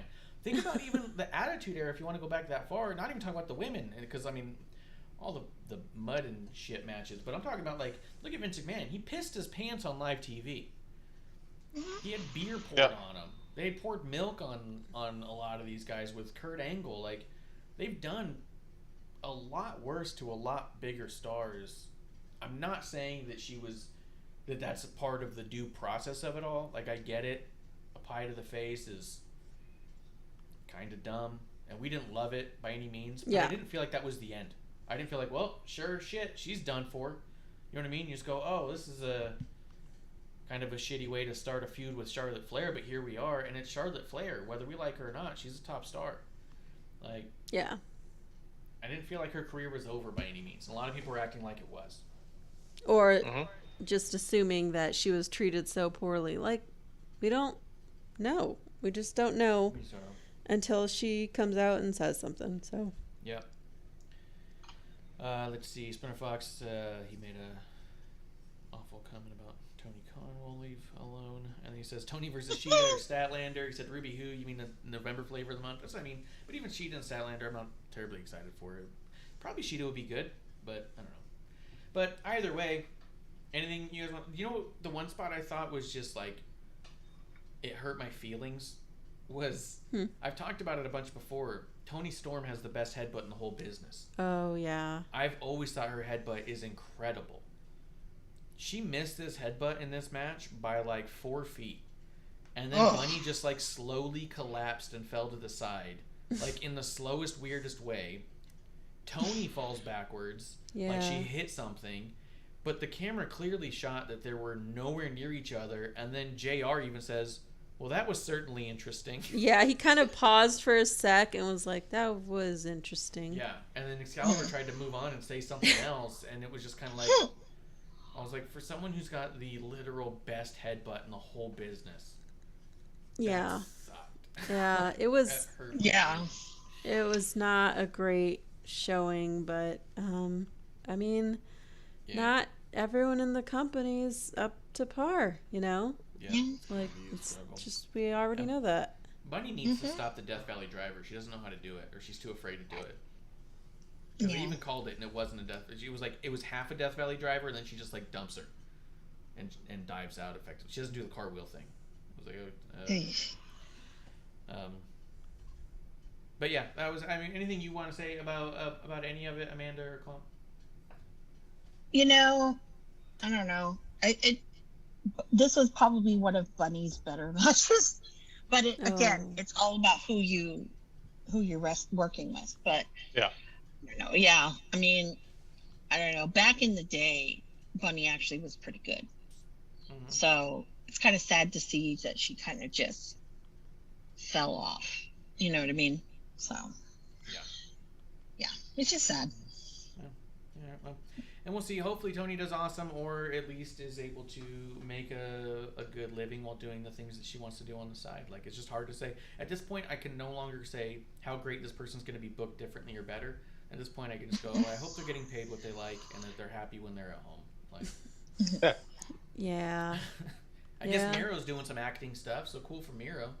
Yeah, because Lana's doing some acting too, so it's like, well, at least they're both doing something. Yeah, at least trying something. Yeah. See how it goes. Yeah. Something different. Well, let's talk some NXT. Unless there's, Darby and Andrade closed the show, and it kind of was what it was to me. Yeah. It wasn't bad, but it wasn't fantastic. I mean, it wasn't. It was. It had a few like of those spots that Darby does where you're like, God damn it, you're not going to be doing this in 5 years. Yeah. But it wasn't bad. I mean, I was happy to see everyone. Yeah, it's fine. I just, as I watched it, I was like, okay, this is okay. I was surprised it was the main event, but whatever. Yeah, that was weird. Yeah, they have done a lot to really make sure that Hangman Page is not important. Yeah. You know what I mean? Like, this should have ended with the Undisputed Era and Page out there. And that whole kerfuffle, that should have happened at the end, and it should have ended with Page standing tall. Yeah. They don't do that to him. No. They don't do that to him, so. No. They ended this with Andrade standing tall over Darby. Okay. Well, let's talk NXT. Let's talk about it, because we got a big pay-per-view, or not a pay-per-view, a premium live event. NXT Stand and Deliver coming up. So this was kind of their go-home show, getting it all ready. So we don't need to break down the whole lot of it all, especially Clump didn't get to see all of it. Mm-hmm. But I'm sure you got to see the beginning, Imperium versus LA Knight and MSK. Did you see that, Clump? Yeah, that was cool. I liked that, and it was neat because got to watch it with the kiddo, which is cool. Kiddo was enjoying it, which is neat. It was a cool match. I kind of wanted to see a Gunther chop, because Gunther, and I've talked up Gunther all the time, and it didn't happen. I like to me, this was a great way to have it be a kind of shit finish, but work out in a smart way, where pull people out, fight happens, makes sense, you know. Mm-hmm. So I was happy with it. Did you happen to, while you were going through all your health stuff, did you happen to watch NXT last week at all? No. Gunther had a match with Andre Chase, and he slapped him so hard it made a different noise than I've ever heard from a chop. When you hear the contact, but you also hear his lungs. Ugh. And you hear the hollowness of his chest. It was this boof. Like it was a slap and like a boof at the back end of it. And the whole crowd went from going, oh, to oh, and they like, he's dead. Yeah. Like you saw men holding their chests and just like breathing deep. Yeah, their mouth, everyone's mouth was open. Like it was great. Made such a great noise that the crowd reacted to it for several more moves. They had not gotten over that chop. So I would say that match, finding that chop would be worth it just to check out that one chop, because that might be the single greatest chop of all time to date. Maybe, yeah. And I the would crowd love started chanting "Holy shit" based off of that one chop too. Yep. I mean, I'm sure it's happened, but I'd love to see one, like a match where it just. I want Gunther to end the match with a chop, like just where like a guy falls down, you're like, uh-oh, like that'd be a good, like a good believable, like uh-oh, like he gone moment. He did beat Ciampa with a chop, which I thought was really cool. Because the whole match against Ciampa, they were going back and forth trying to avoid the chop, which I also thought was great by LA Knight in this one. Gunther went for a couple of chops, and LA Knight was ducking them and dodging them because he was like desperately not trying to get a chop. It was so good. I loved it. Oh, Grim Reaper in the chat says the chop sound was the same as someone belly flopping into the water. Oh yeah, that's good. Yeah, that's a good one. Yeah, it was that slap and the parting of the ocean. It was awesome. I will say that this NXT episode really was taking me out of a lot, which I was really bummed out for because Stand and Deliver's coming up, and this match started it where I was super hyped, loved how it started, it was going, and then at one point, one of the members of MSK tagged in, and both members jumped into the ring at the same time. Yeah. Yeah, it felt very disorganized. Yes. It became super disorganized. The ref looked like an idiot. And then the ref's just letting them do it for as long as they want. And then when, like, LA Knight tried to get in at one point, he, like, stopped him. Like, no, just those two are illegal from the one tag. And it's like, what the fuck are you doing? Like, yeah. It was a mess.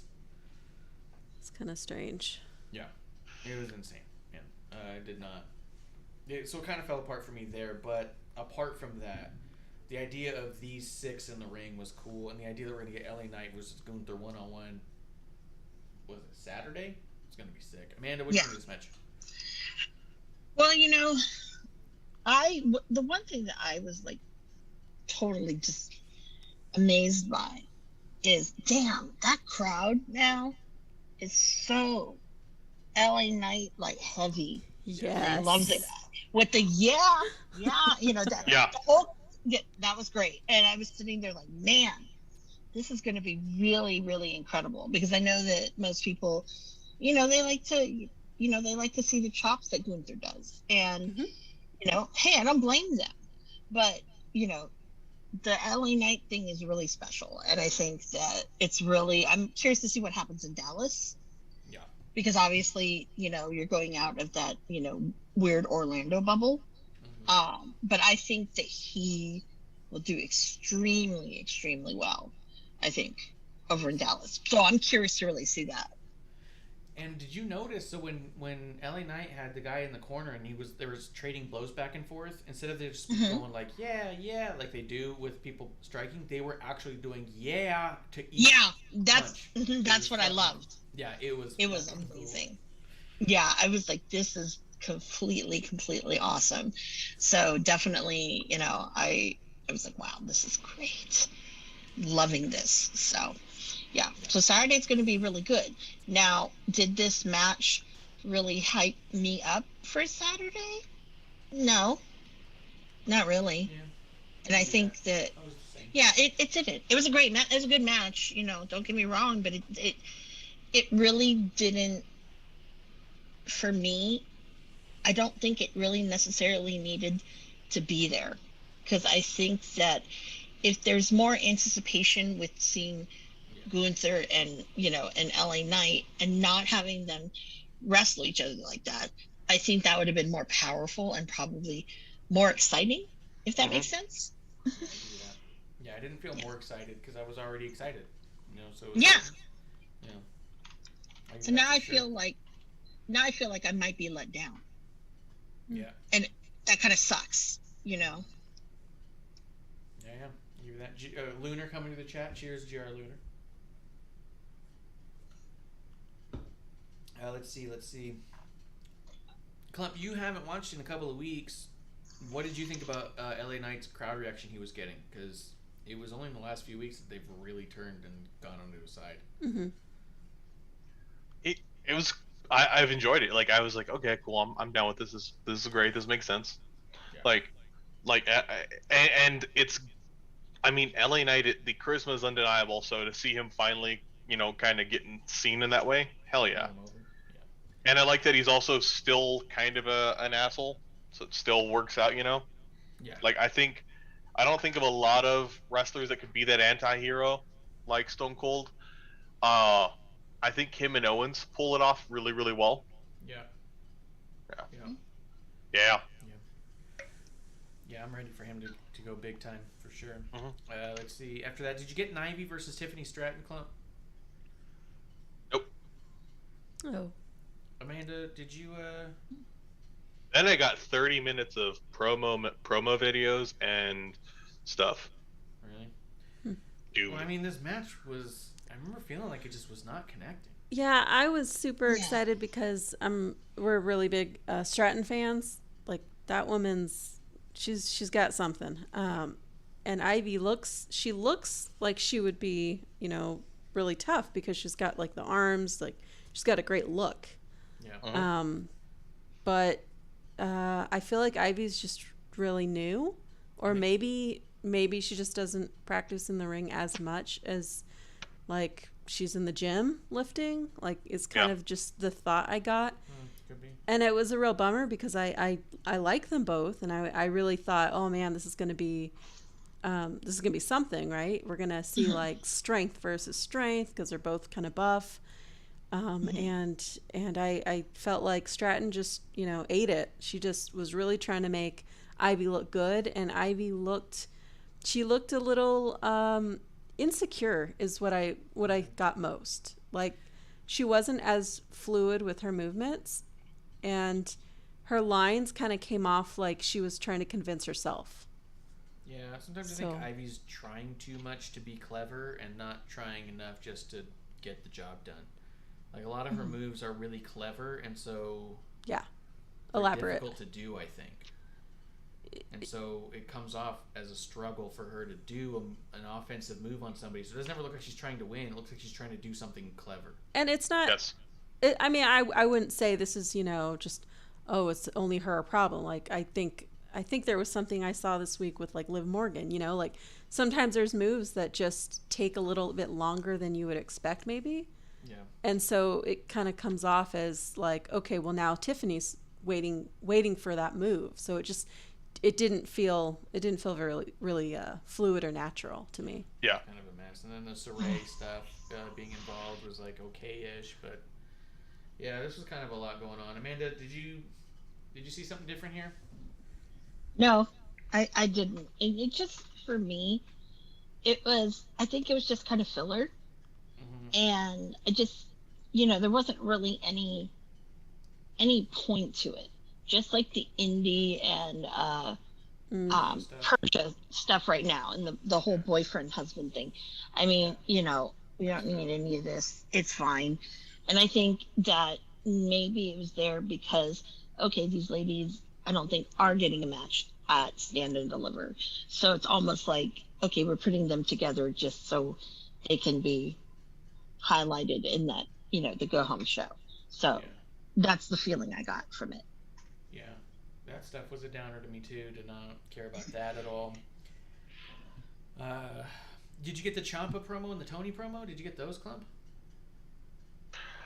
Yeah. I like Ciampa. I fucking hate Tony D'Angelo. I think a lot of Tony, the stuff that I was liking about Tony, I think is wearing thin. Yes. Like I loved him at first, and starting to wear real thin, and I just want to see him wrestle because I think that it's one note. Yeah. It's that's what bothers me. That's one note. It's I struggle with like I struggle when somebody like is doing something along those lines and none of it makes sense, and that's what I feel like with them. Yeah. Like it's so kind of far. It feels like, and I know a lot of this is suspending belief when you watch wrestling, but it's like I'm sitting there laughing and like it's not a family. There's not streets. This is a company. What do you mean by you want to rule these streets? And it does feel so like I'm a extra in The Sopranos. Yeah. And that's, like I feel now where, especially with NXT, that it's a at times more serious place, I feel like, or there's a more creative place. This feels very much like from the era of WWE when we had like the Goon and the Trashmen, and like it just doesn't make sense to me here. I feel like if he wanted to make it like he was like, I feel like he's like the way that they present somebody like the Usos is very similar to him. It's just he's to the point of it being silly. Like if you want somebody to be a rough and tumble badass with a bad background, cool. Maybe make him that, and then it's the in his back pocket, and he pulls it out. Like he's a wrestler that you're kind of he's kind of a rough and tumble, like from his accent, from his mannerisms, Italian guy, cool. Yeah. But then it comes up later. It doesn't have to be like this is constantly it. It's kind of feels like it feels very just bland and yeah. What's interesting is that when the way you describe his character also reminds me of like Solo Sikoa, and it's being pulled out so differently with Solo. And Solo's doing it to me 100%. Yeah. I think yeah. Sorry. No, go ahead. Oh, you can go. Oh no, I was gonna say exactly. I was gonna say like it's very much like Solo Sikoa. It's just we're trying to make you a badass. We're trying to make you a from the mafia whatever thing, but just done better. Yeah. I think Solo's doing awesome. I'm so excited for what he's got going on too. Yeah. And the Ciampa promo, like you said, I liked it. The chair thing was kind of neat, a little callback. I also just don't feel like I need this to be the button on Ciampa and NXT. Him and D'Angelo doesn't seem to be it for me. No, it really doesn't. It should have some significance, some meaning, some worth, and it doesn't feel like it. It just feels like it falls flat. Stuff was perfect, and then and this guy added, and you're like, why? Like I feel like a great way to do it would be have him with Braun and Dolph, and if he loses, then he goes somewhere else. Cool. You know what I mean? Yeah. Like, because you have a very interesting, like, you have the new NXT, you have somebody from the main roster coming down to restart their career, and you have Ciampa, who's the old guard. That'd be a great, compelling story to me. But Tony D'Angelo. Yeah. Amanda, what do you think about Ciampa and D'Angelo promos? Yeah, I just don't like Tony D'Angelo, so I kind of am like, am I interested in this match? No, not really, because I think for me, there's more exciting things, and it's almost like I feel like they're just trying to find something for Ciampa to do. So, and I'm like, either you move him up or I don't know anymore. But it just feels like that, and it just kind of is a bummer because I'm like, I don't want to see Tommaso, be treated in that manner. So, so it's pretty, it was okay, but no, I'm not interested in that match at all. Yeah, that's a good point. Maybe it's just to get Ciampa on Stand and Deliver. That would be probably Yeah, good. because like, what else is he gonna do? Yeah. Yeah. And it's a really big show for NXT since 2.0, and to have something like the Ciampa on there could be good. Yeah. But it also doesn't really feel like a big show because it's WrestleMania weekend. Yeah, it's in Dallas, but it's on at fucking 11 a.m. Yeah. Mm-hmm. I was like, that's a long day of wrestling, and I mean, even y'all, I'm working that day, but I'm like, I don't think I could watch that much wrestling. And I think if I had to cut something out, I would probably cut out Stand and Deliver because like I could watch the writing gifts of this. I think that I'm gonna probably put it on, but not sit down in front of it. You know what I mean? Yeah, I mean, I was just telling Marsh before the show. I'm almost glad that we didn't go to Dallas, just because that's a lot of wrestling packed into like nearly 5 days. Yeah. Like in between meet and greets and all the other stuff. Like it's a little much. But I don't know. NXT was, in the beginning anyway, was kind of feeling like old NXT to me. Like it was feeling really like spot heavy. Yeah, like you said, like the MSK, both of them jumping in really threw me off.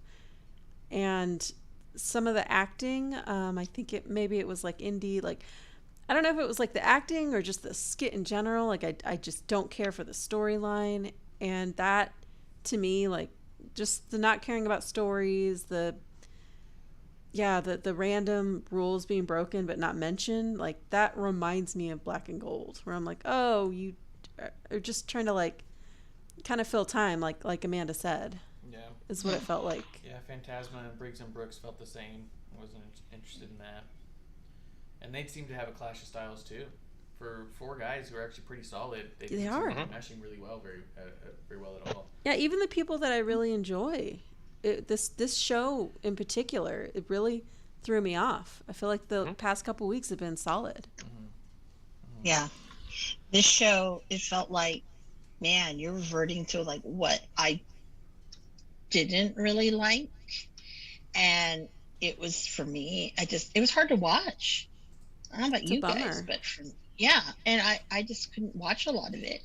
And, and I just was like, oh, okay, so are we going back to this? And it was weird to me because this is right before the biggest event that they have for NXT, and it just was like, this is really, really flat. The Raquel Gonzalez, I mean, and the other thing too is Toxic Attraction. I've been really hot on the stuff they've been doing, and Mandy's promo started off really weirdly flat for a while. It wasn't until the tail end of her promo that she started to seem to get it together, like almost like she was trying real hard to remember what she was supposed to say and wasn't able to emote it the same way. But then, right when they start to get to the point where they're starting to actually cut a promo that makes sense, there's this whole thing with Dakota Kai. Raquel Gonzalez get back together, and now they're going to challenge for the tag titles. Gigi Dolan finally was involved in physicality, so we know that she's cleared. And it just had me really wondering, what the fuck was all of the Dusty Cup stuff? Why couldn't Wendy Chu and Dakota Kai just had the tag match? Yeah. Why did Io and Kaylee have to win to? Yeah. And even Wade said on commentary, he goes, "Let's just throw the rules out if we're not going to follow them. Yeah. Like, just make a new rule book. Like, what's this even for?" Like, he was confused by it. Like, and then here we are now. Those two who won the tag tournament that gives them a tag title shot are in a singles title shot, and a tag team that wasn't even in the tournament is now going to get a tag title shot. Not to mention that tag team split up, and Dakota cost Raquel the title. So now they're friends again for no reason, and it was just a whole bunch of, what the fuck is this? Yeah, I didn't get that. I'm like, what the hell happened to Wendy Chu? Yeah, they threw all Wendy's Chu shit around. KLUMP, you said you've been gone for a while, and you're starting to come around on Wendy. I've really liked Wendy. I was like, okay, I'll look this up.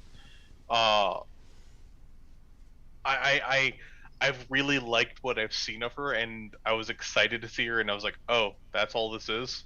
And So she's gone, and Raquel comes out, and that's cool and all, but like, great, now is Wendy Chu gonna be like gone? Yeah. Yeah. It was fucking weird. And then these other matches following it were misses for me too. Wagner and Bodie and Gacy and Draco wasn't bad, but it was kind of a highlight, and it was kind of a weird kind of spot for it. Nikita and Sloan was way messier than I thought it was going to be. Sloan Jacobs has been on the indie scene for a while as Notorious Mimi, and she came in and I felt like she had two left feet. I was like, what's going on? Like, I've seen matches of her not that long ago where I thought she was solid and had a lot of potential. I wasn't shocked when I saw her on screen. I was like, oh, cool, already. She's this good. She's going to be doing a thing. They felt like they were bumping into each other like bumper cars. By the time we even got to the main event, Cameron Grimes, Roderick Strong, and A-Kid, I was out, man. I wasn't even paying attention. I just wanted to see who won. Yeah. And I think Grimes won. I was excited that Grimes won. I didn't like that Grimes, like, I get the seriousness of it, but it was just kind of weird. Yeah. I liked the big showdown, but I was kind of like, why is it just, I want Grimes to win it, but I kind of feel like it's gonna be shitty that Grimes is gonna win it through all of these people, and a few of them are like, why the fuck are you here? Well, specifically Grayson Waller, I'm like, why are you here? I think Waller's great, man. I think he's so good. But we'll see how he is. I bet you he does some crazy shit on the ladder. I will say, to me, the most exciting part of this whole match was having everybody around ringside kind of watching, and it kind of gave me... Yeah, I thought that was cool. Yeah. Santos, Sikoa, Grimes, Waller. I mean, that's gonna be cool with Carmelo Hayes. Personally, I want Solo to walk away with the title. That's what I want. Yes. Yeah. But... And I think that a guy like Grimes can just go up to the main roster at this point. I think Santos can go to the main roster at this point. I think you leave Waller in NXT with Solo and Carmelo and let them do a bit of a thing. Yeah. But what are they going to do with Grimes on the main roster? He works on the same way that I think Sami Zayn works. Yeah. Like, I'm not saying their characters are the same, but I'm saying that... I mean, Sami Zayn might also be deceptively big. And Cameron Grimes might not be deceptively big. Yes. Isn't Sammy like 6'1"? Like, he's surprisingly big. That's a good point, yeah. And I don't know. I mean, not that size should be a thing, but you know. No, but it is a factor. Like, because where do you put him? You can't put him against a Drew McIntyre. You know what I mean? Your top guy is going to be Roman Reigns, Brock Lesnar. You're not going to have Cameron Grimes go in there and say, I'm going for the title. You know what I mean? Like, it does slow down shit. It does inhibit the ability. Yeah. It takes a lot for a guy like a Finn Balor to get a win over Roman Reigns. He has, but it takes a lot for us to get there in a way. And you're right. I think it would take a lot of building to get Grimes into that spot where we think that he could reasonably have an upset over somebody like that, you know? Yeah. I don't know, maybe you could put him in a program with like a Seth Rollins and get him going. Amanda, was there anything else on this? Because by the end of the show, I was just kind of like, okay, Grimes in the ladder match. I'm ready for Stand and Deliver. I could have done a lot on this show. Yeah. You know, honestly, there was nothing else. It was just more of, okay, here we are. Oh, yeah, but even then, it just felt like Dolph Ziggler was just kind of snowed over. I mean, and it didn't add anything that we weren't already ready for. He did a good job. No, he's been doing a good job, and we were just as excited as we were. Yeah. And I mean, it didn't hype up anything, except for me, obviously, because we're fans of LA Knight. It just hyped up really for us, like, wow, this crowd's going to be hot, and we're going to love seeing this. And especially also, too, for me, it's like, that's such a total dichotomy of wrestlers, totally on different ends of the spectrum. So that's exciting for me. I really do want Cameron Grimes to win, but I don't know. I mean, right now, at this point, I think that he needs to have some time with a championship. And I think Carmelo could go up to the main roster. Obviously, Santos has to go, too, as well. I mean, hell, all of Legado really needs to go because they're that damn fucking good. Yeah. So, Yeah, but we'll see what happens after, after Mania, because remember, just like what AEW does, but traditionally, that's when they start cutting people, is right after Mania. They So usually cut people and they move people around and bring move people around. up. Yeah. Hmm. So Yeah. Hmm. This will be very interesting. What happens and who gets moved and who doesn't get moved. So that's what I'm looking forward to see. I agree, and we'll see. We will see, guys. We're not going to do any kind of watch along for Stand and Deliver for sure, but for WrestleMania, we are going to put out a link to anybody who's ever been on the show, and if no one shows up, I'll just tweet it and just have an open Zoom and let anybody come through and hang out. And if you say something I don't like, I'll just boot you from the call. Yeah. So anybody who is available during WrestleMania wants to come in, even just to say hi for a minute and dive back out, the link will be out there, and you guys will be able to do so. But I think that's it. I think we're ready to go ahead and have last call. And is there anything you think that we're desperately missing? It's like Dolph saying, no one's asking for his interviews. Oh yeah, when Dolph was talking about how he's a star and everyone's asking him, it's like, which interviews is he doing? And he's like, oh, none. And then they showed Dolph doing the WWE rounds. He did like Bump. He did like a Ryan Satin. He was only doing like internal media. Did Corey Graves. You're like, it's so funny. He's like, I'm doing all the media, and it's all your own media. Yeah. So. Yeah. It was funny. It was good, but yeah, it didn't make me more excited. It just made me appreciate what he's already doing and what he does and what he brings and why he's there. It was more of the good that we're already getting. So, is what it is, guys.